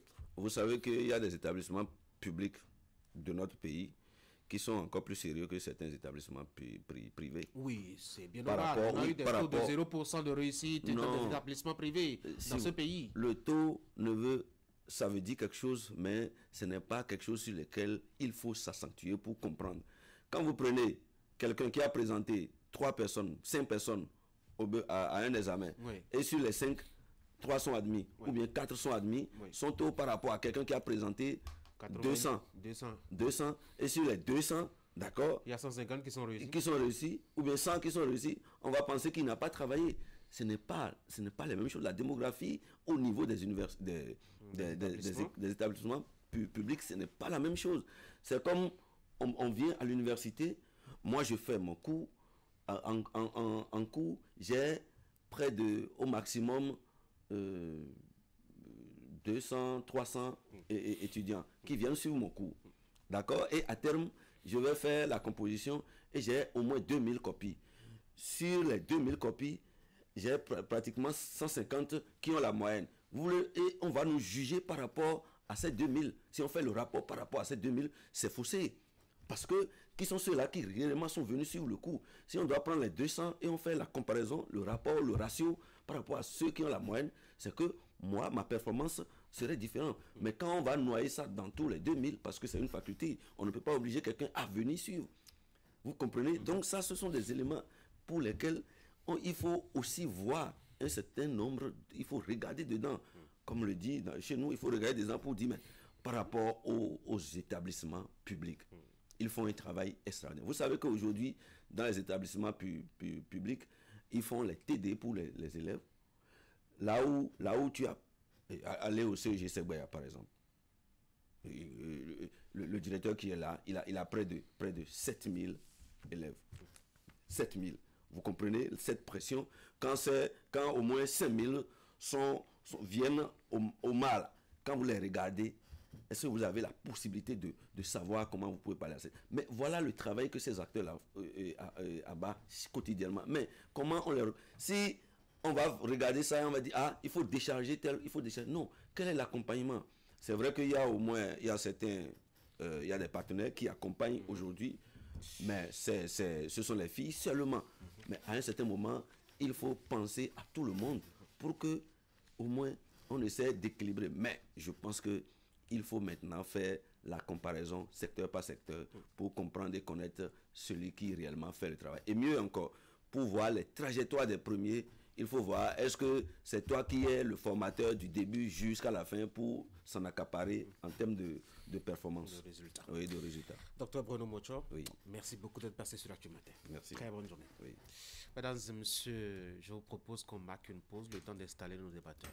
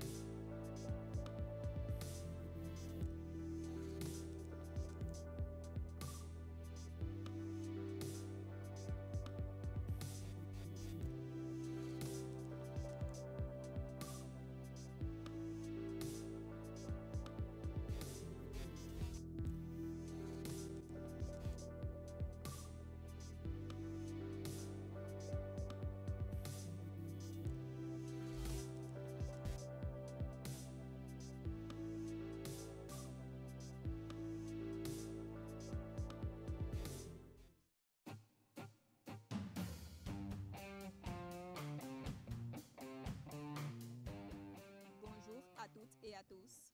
Bienvenue dans votre rubrique Une date, une histoire. Nous sommes le 203e jour de l'année et nous fêtons Sainte Marie-Madeleine.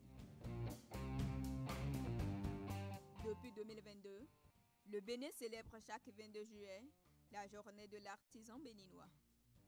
Instituée par décret présidentiel, cette journée vise à favoriser le savoir-faire des artisans, promouvoir l'innovation locale et renforcer leur rôle dans l'économie nationale. Des concours, expositions et remises de prix marquent désormais cet événement chaque année.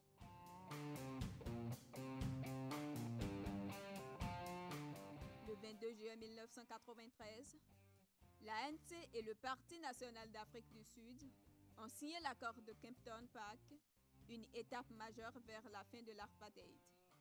Cet accord a jeté les bases de la transition vers une démocratie multiraciale et préparé la constitution intérimaire de 1993, ouvrant la voie aux premières élections libres de 1994.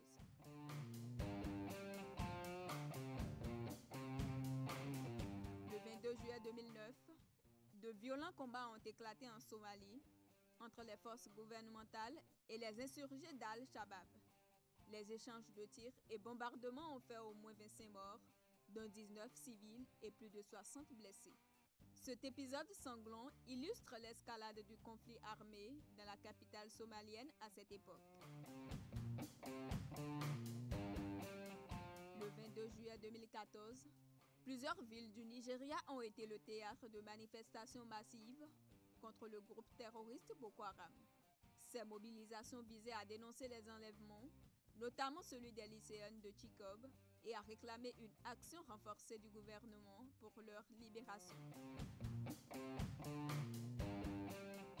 Le 22 juillet 2022, la base militaire du Kati près de Bamako au Mali a été attaquée par le groupe djihadiste Katiba Massina, affilié à Al-Qaïda. L'assaut mené avec des véhicules piégés a causé la mort d'un soldat malien et la neutralisation de plusieurs assaillants. Cet événement marque une intensification des violences jusque dans les zones proches de la capitale. Nous voilà à la fin de notre rubrique pour aujourd'hui. Merci de l'avoir suivi.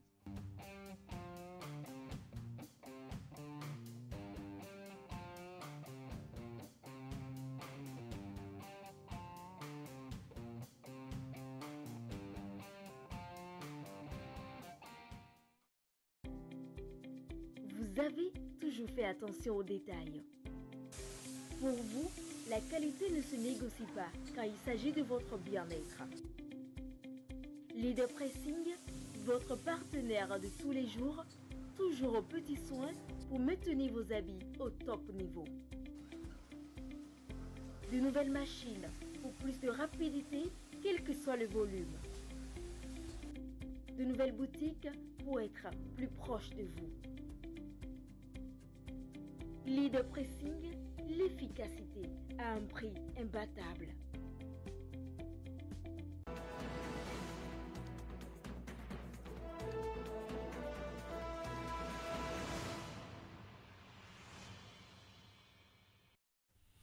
De retour sur ce plateau pour parler de nos débats, pour évoquer nos débats ce matin. Franck, bonjour. Eric, bonjour. Bonjour, Tanguy. Le Riche, bonjour. On va parler un peu de cette actualité-là, des efforts de Dieudonné Souglo, qui est de plus en plus dehors. Non pas qu'il fait chaud chez lui, mais pour aller découvrir les merveilles du gouvernement Talon, et surtout les porter à la connaissance des Béninois. Eric, Nicéphore Souglo, l'ancien critique du régime, a d'autres yeux maintenant pour voir. Eric, moi je pense que est-ce qu'il faut forcément voir la chose sous cet angle-là? Comme tout Béninois, Nicéphore Souglo observe ce qui se passe. Et mieux que nous Béninois, comme on le dit lambda, lui là, des moyens d'appréciation que nous n'avons pas forcément. Il sait comment l'État fonctionne, il sait comment tout se passe au sommet de l'État. Et donc, lorsqu'il en arrive à vouloir aller voir ce que un président qui a succédé qui a occupé la place que lui a occupée quand il était président de la République, c'est qu'il a envie d'aller voir, de découvrir quelque chose et d'apprécier. Et dans son appréciation, on voit bien que par moment, il désapprouve la façon dont les choses se mènent au sommet de l'État. Et par moment, il apprécie également. Je pense que il prend les choses avec de la mesure, il prend du recul pour observer. Il n'est pas dans la critique pour critiquer, mais il fait preuve de bon sens et va voir si c'est bon, il le dit. Si ce n'est pas bon, il dénonce. Je crois que c'est une démarche qu'il s'est imposée, lui, en tant qu'ancien chef de l'État, qu'on ne peut pas, pour laquelle on ne peut pas quand même, disons, le critiquer outre mesure. C'est lui, Nicéphore Soglo, qui le fait, ce n'est pas une autre personne. Et je ne crois pas, à moins qu'on nous apporte véritablement les preuves, qu'on l'y oblige. Parce que quand il lui vient, l'occasion lui est donnée de critiquer également, il le fait. Certains apprécient, d'autres ne l'apprécient pas. Et c'est comme ça que va le monde. Je pense que c'est sorti, moi je le mets sous cet angle-là. Maintenant, les interprétations que chacun peut en faire, c'est libre à chacun, c'est selon l'angle que chacun prend. Et Nicéphore Soglo, je pense que lorsque vous écoutez les propos qu'il tient, lorsqu'il va visiter des infrastructures, les réalisations du président Patrice Talon, il fait toujours référence au passé. Il dit qu'il voit un Bénin qui est en plein changement, un Bénin qu'il a dirigé et qui aujourd'hui est en train de sortir un peu des sentiers battus à travers la transformation sur le plan infrastructurel et tout. Je l'ai écouté lorsqu'il a fini de visiter le Sofitel et il était content que son pays puisse abriter quand même une infrastructure de cette envergure-là. Donc Nicéphore Soglo, je pense qu'il reste égal à lui-même. Et ne soyez pas surpris que demain, mercredi qui vient, eh bien, qu'il embauche une autre trompette pour dire, voilà, je dénonce telle ou telle chose, j'accuse, je fais ci, je fais ça. Et donc, moi, ça ne me pose aucun problème que l'homme fasse la démarcation quand il le faut et qu'il prenne une position parfois dure quand il le faut aussi. Eric?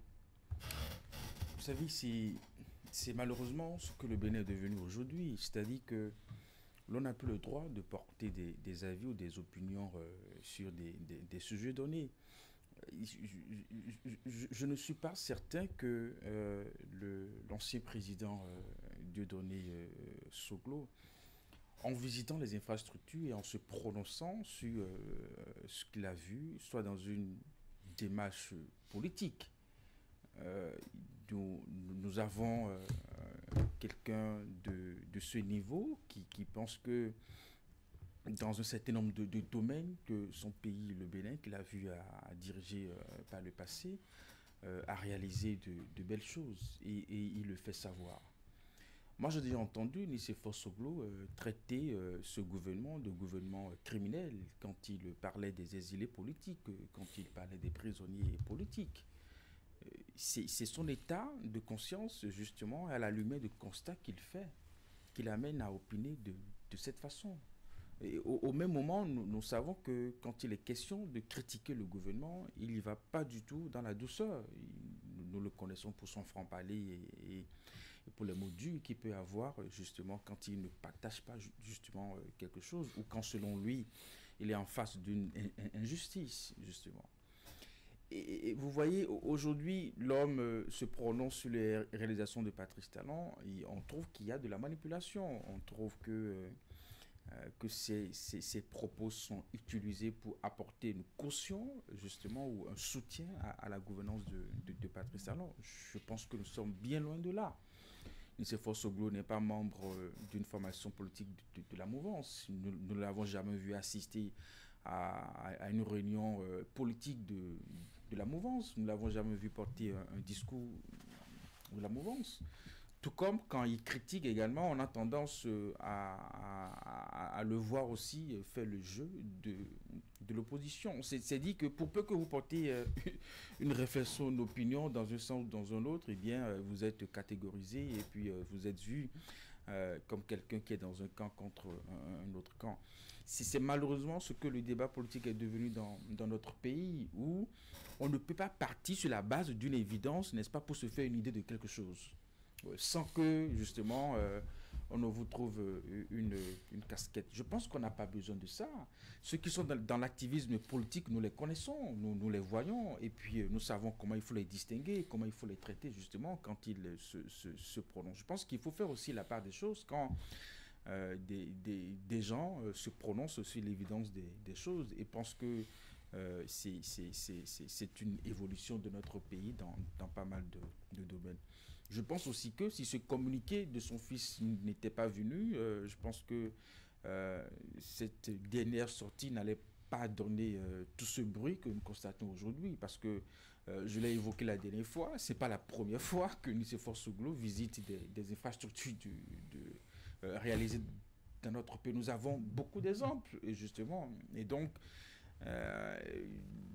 le fils aurait peut-être mieux géré ses observations à l'interne avec son père, pour que les inquiétudes qu'il portait, le souci qu'il avait, puisse justement le faire savoir directement avec son père ou avec l'entourage de son père, à savoir ce qu'il constate justement sur la façon dont les sorties de l'ancien président Soglo est utilisé, parce que c'est vite arrivé aussi que ces propos soient utilisés comme pour dire que bon voilà, nous avons l'ancien président qui porte aujourd'hui le discours de la mouvance, en tout cas le discours de l'exécutif.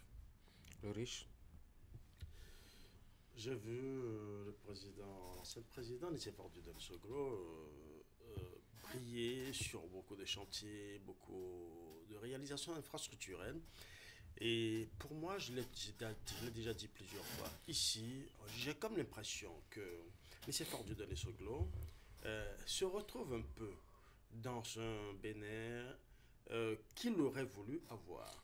Vous n'êtes pas sans savoir que c'est la première personnalité, le premier chef d'État qui véritablement a posé les jalons d'une forte urbanisation du Bénin, et plus précisément de Cotonou. Et dans le temps, justement pour le faire partie, nous avons entendu ces opposants dire, est-ce que c'est les pavés que nous allons manger? Donc, il est resté beaucoup plus dans la forte urbanisation. C'est vrai qu'il y avait d'autres dossiers également qui l'ont contraint à partir, parce que, par exemple, la forte immixtion de sa famille dans la gestion de la politique, entre-temps, beaucoup de Béninois ont décrié. Donc ça aussi, ça ne faisait pas des grèves qu'on lui portait, mais le plus important que nous entendons et que nous avons entendu par le passé, c'est qu'on disait, est-ce que nous allons manger les pavés? Et vous avez entendu la réponse du président Patrice Talon récemment, lorsqu'il faisait son discours sur l'état de la nation. Il a dit, s'il est vrai qu'on ne mange pas la route fait manger. Donc, c'est une réponse à ce qui était donné il y a très longtemps et qui revient justement. Donc, vous voyez, quand on parle de forte urbanisation, beaucoup de personnes estiment déjà que, oui, c'est vrai, l'urbanisation, elle est bien, mais il faut quand même que les gens puissent être à l'aise, se sentir bien, avoir la manne qu'il faut pour pouvoir manger. Maintenant, l'interprétation qu'on en fait, vous savez, chaque personne est libre de ses propos, de ses commentaires, de ses interprétations, et quitte à l'assumer justement. Et quand vous suivez Nicéphore Dieudonné Soglo, pour ma petite personne, j'estime que c'est un monsieur qui est resté droit dans ses bottes, parce que depuis qu'il fait justement des commentaires assez laudatifs sur les réalisations de Patrice Talon, il est resté dans un schéma, dans un cadre bien précis, les réalisations infrastructurelles. Il n'a jamais, je n'ai pas encore entendu Nicéphore Dieudonné Soglo revenir sur le fait que les exilés ne doivent pas revenir. Il a insisté là-dessus. Je pense que c'est là où le grief entre Patrice Talon et Nicéphore Dieudonné Soglo se pose. Il a bien dit, vous savez, Nicéphore Dieudonné Soglo est l'une des pièces maîtresses, ou fut l'une des pièces maîtresses de la conférence des forces vives de la nation. Il sait d'où on vient et où on s'est retrouvé. Parce qu'au lendemain, justement, du renouveau démocratique, c'est lui qui a pris le pouvoir. Il sait ce qui s'est passé avant et il sait aussi ce que les Béninois ont décidé en optant pour la voie démocratique. Et il y a des compromis, il y a eu des bases sur lesquelles le peuple béninois s'est entendu.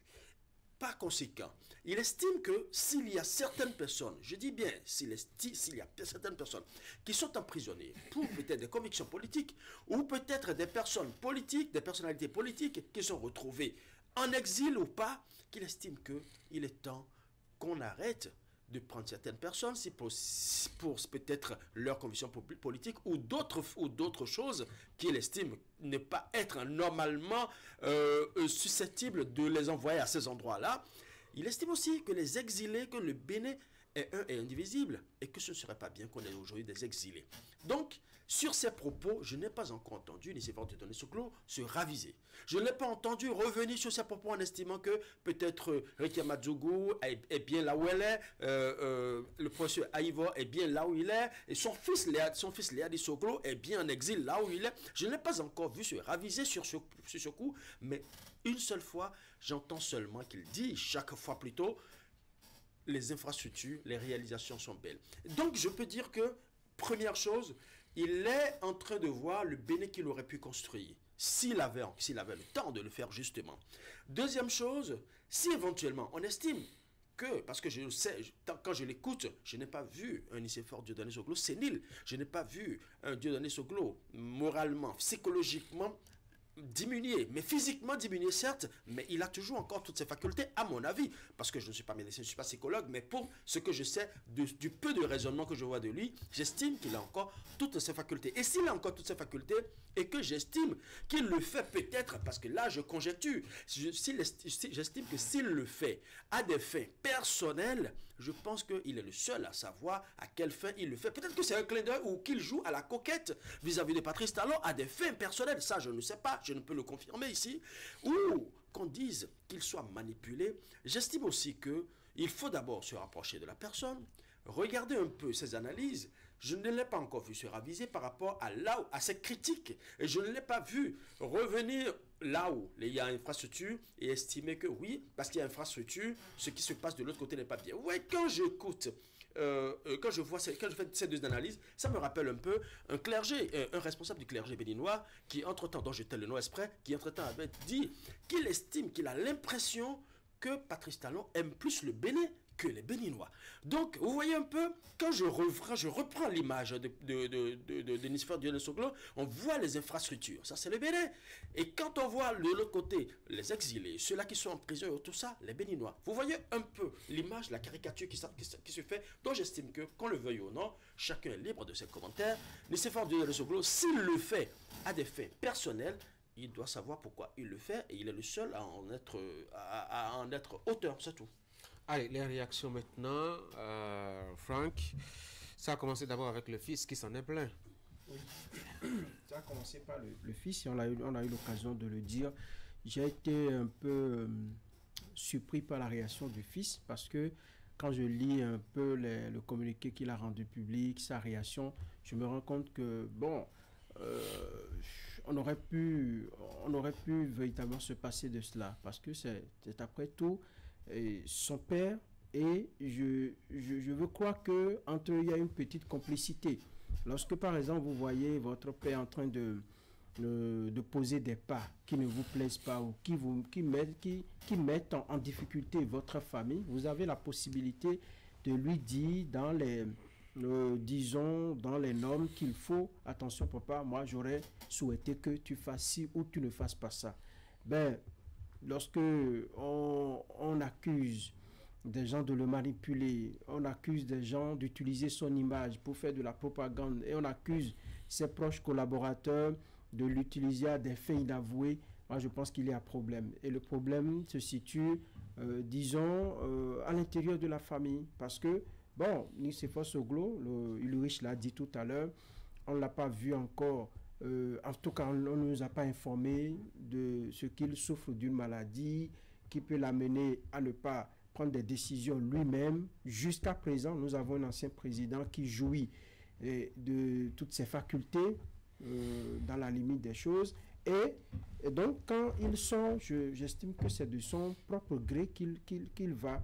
Et lorsqu'il critique, est-ce que on vient pour nous dire: écoutez, on a utilisé ces mots, parce que ça se relaie quand Nicéphore Soglo s'énerve et critique un peu la gouvernance du président Patrice Talon et qu'il dénonce certaines choses. Vous allez voir, ça fait le tour des réseaux sociaux et on utilise également son image pour le faire, mais jamais on a vu le fils sortir pour dire voilà, les gens utilisent ici et ça. Donc je pense qu'il y a un autre problème dont on ne nous parle pas, mais on pouvait véritablement, entre père et fils, échanger, entre père et fils, discuter de cela en famille et nous passer des réactions dans l'opinion publique.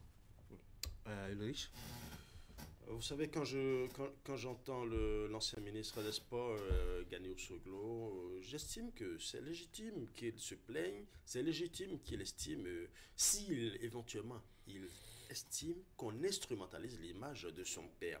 C'est un monsieur pour qui j'ai beaucoup d'admiration parce que je l'ai vu droit dans ses bottes. Il a toujours dit ce qu'il pense, franchement et sans arrière-pensée. Et il ne fait jamais le détour, c'est ce que j'admire chez lui.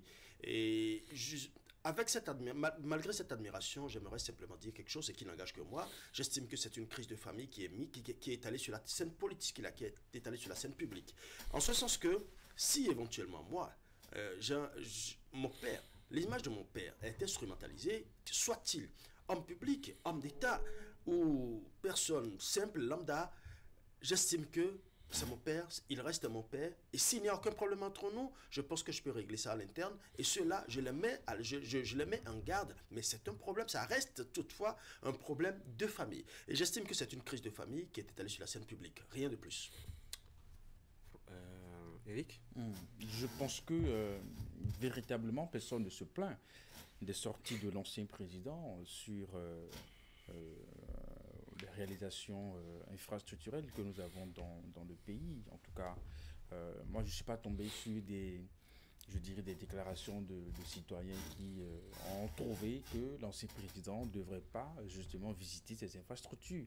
Je pense que le nœud, c'est ce communiqué que nous avons lu et ça a été avec beaucoup d'étonnement, justement. Alors, je pense aussi que Gani Ossoglo, dans sa position, a sans doute remarqué que les sorties de son père sont utilisées de façon subtile, justement, à faire croire à l'opinion publique que c'est en même temps une cause que l'ancien président porte sur la gouvernance de Patrice Talon. Et peut-être qu'en faisant savoir ce communiqué, il vaudrait véritablement qu'il y ait une démarcation. Parce que dans nos prises de parole, nous avons estimé que l'ancien président avait bel et bien le droit de visiter ces infrastructures en tant qu'ancien président, en tant que citoyen qui opine et qui apprécie justement ce qui est fait. Et ça s'arrête là, justement. Et donc, peut-être qu'il a remarqué qu'il y a des élans politiques qu'on est en train de donner justement à ces sorties et qu'il fallait justement informer les uns les autres qu'il faut rester véritablement dans ce registre que nous avons défini. C'est peut-être la manière, voilà, peut-être la manière, peut-être qu'à défaut d'un communiqué ou d'un message qu'il a lu, il aurait pu aller à la rencontre des intéressés parce que dans son communiqué, il a indexé de journalistes, donc il aurait pu justement rencontrer en aparté ces personnes et leur expliquer de vive voix justement ce qu'il a remarqué. Peut-être que si ces derniers récidivent encore, bon, on peut davantage comprendre la chose. Dans l'un ou dans l'autre, nous savons que l'ancien président va sans doute continuer par visiter des infrastructures, justement. Parce qu'après ce communiqué, on n'a pas eu non plus une réaction de l'ancien président qui voudrait mettre fin à ce plaisir qu'il a de visiter les infrastructures. Et donc, peut-être que les personnes qui savent qu'ils utilisent ou qu'ils manipulent les sorties de l'ancien président sont dorénavant informés de ce que l'ancien ministre Gani Ossoglo est bien là pour veiller au grain. C'est peut-être aussi un message qui fera écho justement auprès de ces personnes à s'abstenir justement d'utiliser ces déclarations comme étant, je dirais, une position affichée, une position politique affichée, n'est-ce pas, pour soutenir les actions du gouvernement. Allez, et maintenant, je voudrais ajouter, vous voyez, en tant qu'ancien président de la République, M. Ossoglo devient, disons, excusez de peu, je l'avais déjà dit, je mets un griffe, un patrimoine de l'État. Parce que moi, le simple fait d'aller voir M. Ossoglo, de prendre une photo, une pause avec lui, mais c'est beaucoup de choses pour moi. Le fait d'aller décrocher, par exemple, une interview avec lui, même si c'est 5 minutes qu'il me parle, c'est de l'or pour moi en tant que journaliste. Donc, le fils doit s'offrir que vraiment que nous puissions profiter encore de la présence sur cette terre de notre ancien président. S'il n'avait pas été, quelqu'un n'est pas venu me voir moi pour utiliser mon image, donc c'est lui en tant qu'ancien président de la République. Et lorsqu'il parle, quelqu'un a dit que la parole d'un ancien président de la République. Non. Moi, c'est la perception. Vous me laissez terminer. Oui, allez-y. Quelqu'un dit que la parole d'un ancien président, c'est de l'or, et son silence, c'est peut-être de diamant, je ne sais pas quoi. Donc, quand on est ancien président de la République, des gens vont qu'un ancien président soit pour féliciter celui qui est en exercice. Forcément, les gens doivent utiliser ces propos-là pour étayer peut-être ce qu'ils font, pour essayer d'arrondir un peu les angles de ce qu'ils font. Mais vous ne pouvez pas leur refuser cela, leur donner le droit de le faire, de l'utiliser. Donc, c'est vraiment compliqué. Dernier tour de table au sujet, qu'il me comprenne de la réaction du porte-parole du gouvernement, par exemple. Sur le communiqué du fils. Oui, je pense qu'il a utilisé une phrase qu'il y en a qui résonnent et il y en a qui résonnent. Non, même le porte-parole aussi dans une posture, parce que ce que dit Ganiou Soglo dans son communiqué peut ne pas plaire, le porte-parole du gouvernement. Parce que, en résumé, ce que je retiens, c'est que, vous savez, il nous arrive de porter ici des avis. Et parfois, qui sont utilisés par certaines personnes où on prend une partie de nos propos, justement, on fait croire à l'opinion que ce que nous avons dit, justement, c'est pour rejoindre un tel mouvement politique, c'est pour un tel... Ça, c'est de la manipulation pure et simple. C'est ce que dénonce le fils, en réalité. Et donc, c'est normal que pour le porte-parole du gouvernement, cela ne soit pas la bienvenue, parce que, justement, pour Ganiou Soglo, il profiterait justement de cette action de manipulation. Mais je pense qu'aujourd'hui, le cadre dans lequel on voudrait que les propos ou les sorties de l'ancien président restent, c'est voilà, un ancien président qui vise des infrastructures et qui apprécie. Cela ne veut pas dire justement que l'ancien président apporte justement sa caution à la gouvernance de Patrice Talon, et c'est ce que le fils voudrait rectifier. Le riche, réaction du gouvernement. Vous savez, il y a beaucoup de réactions et chacun tire le drap de son côté, chacun l'explique à sa manière, chacun estime que l'autre a tort et qu'on a raison. Je pense que nous avons dépassé cette étape-là. L'ancien président de la République, Nicéphore Dedan Soglo, fait des sorties pour voir les infrastructures qui sont réalisées. J'estime que s'il constate qu'il y a effectivement mal-donne dans la réalisation de ces infrastructures, je suis certain que ce monsieur, tel que je le connais, il le dira. Et si éventuellement il estimait que effectivement ces infrastructures n'étaient pas propices, n'étaient pas adéquates, il le dirait aussi, j'estime.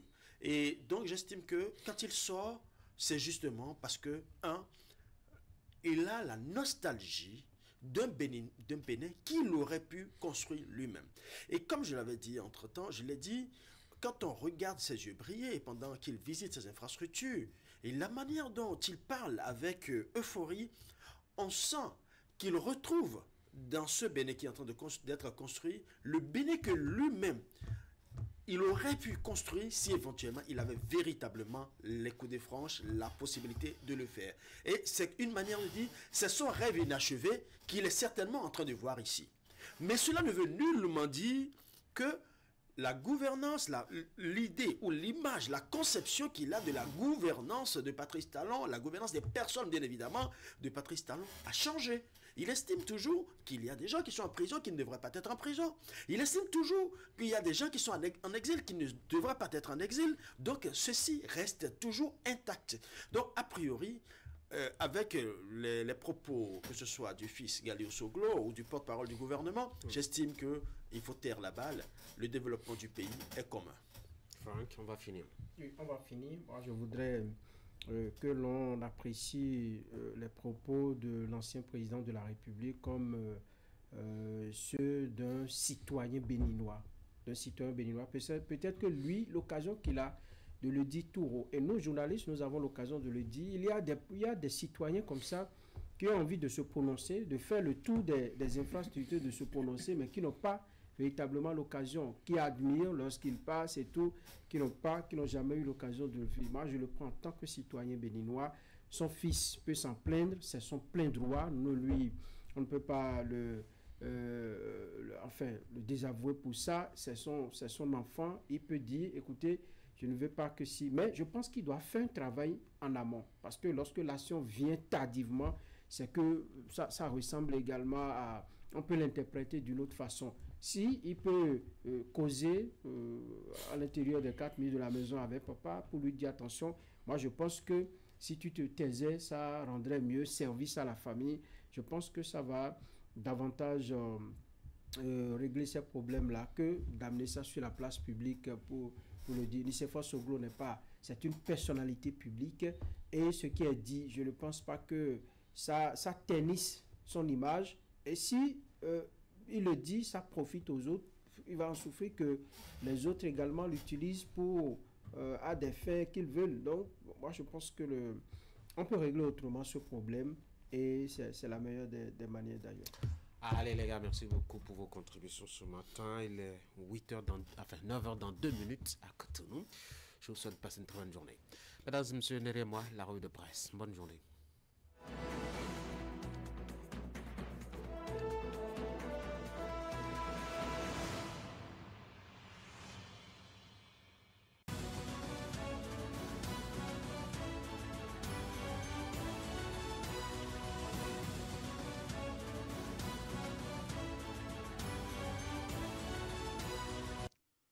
Bonjour à toutes et à tous.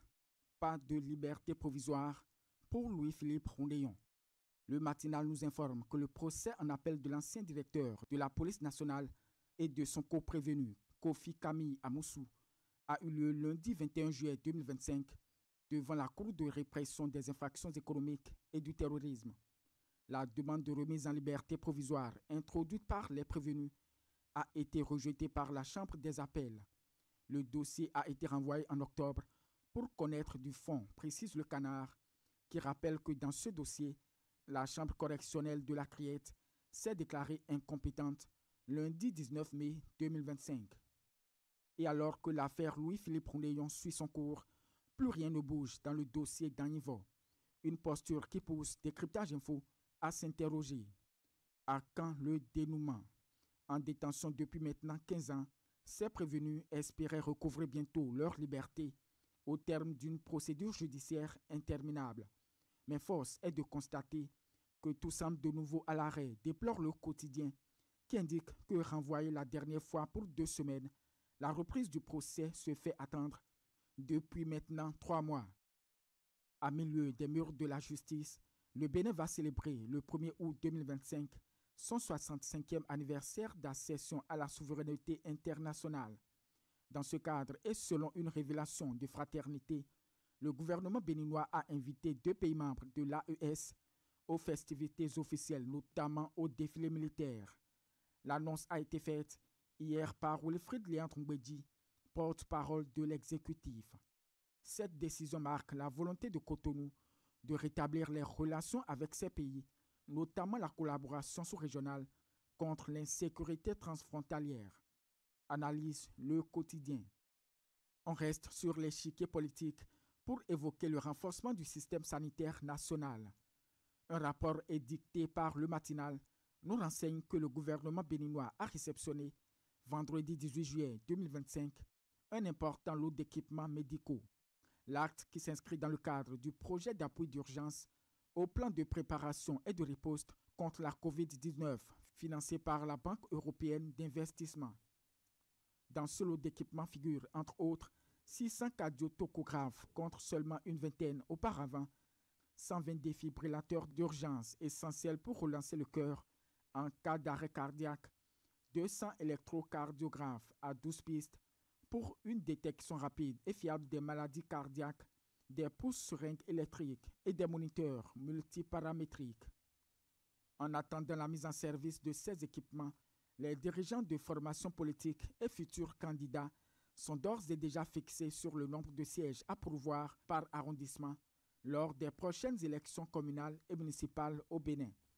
C'est un rappel de la Commission électorale nationale autonome fait à travers une décision datant du 15 juillet 2025, rapporte Décryptage Info. Matin Libre s'intéresse pour sa part au Festival des masques qui fera de Porto Novo le carrefour de la culture béninoise pendant 2 jours. Face aux professionnels des médias ce 18 juillet 2025, le ministre du Tourisme, de la Culture et des Arts a animé conjointement avec le maire de la ville capitale du Bénin une conférence de presse sur l'édition 2025 de ce grand événement culturel destiné à la promotion du patrimoine national prévu les 2 et 3 août prochains. Le programme du Festival des masques inclut plusieurs activités dont un colloque scientifique qui portera sur le système divinatoire du Fa, des animations artistiques et culturelles, puis 2 géants concerts de musique. Terminons, mesdames et messieurs, par ce drame rapporté par La Boussole. Un enseignant venu au chevet de son fils malade a été mortellement blessé par balle par un agent de sécurité du centre de santé de Ndali. Le tireur l'aurait pris pour un intrus. Selon les informations recueillies, les faits se sont produits aux environs de 3 heures du matin dans la nuit du vendredi 18 au samedi 19 juillet 2025. Fin de la revue de presse de ce mardi 22 juillet 2025.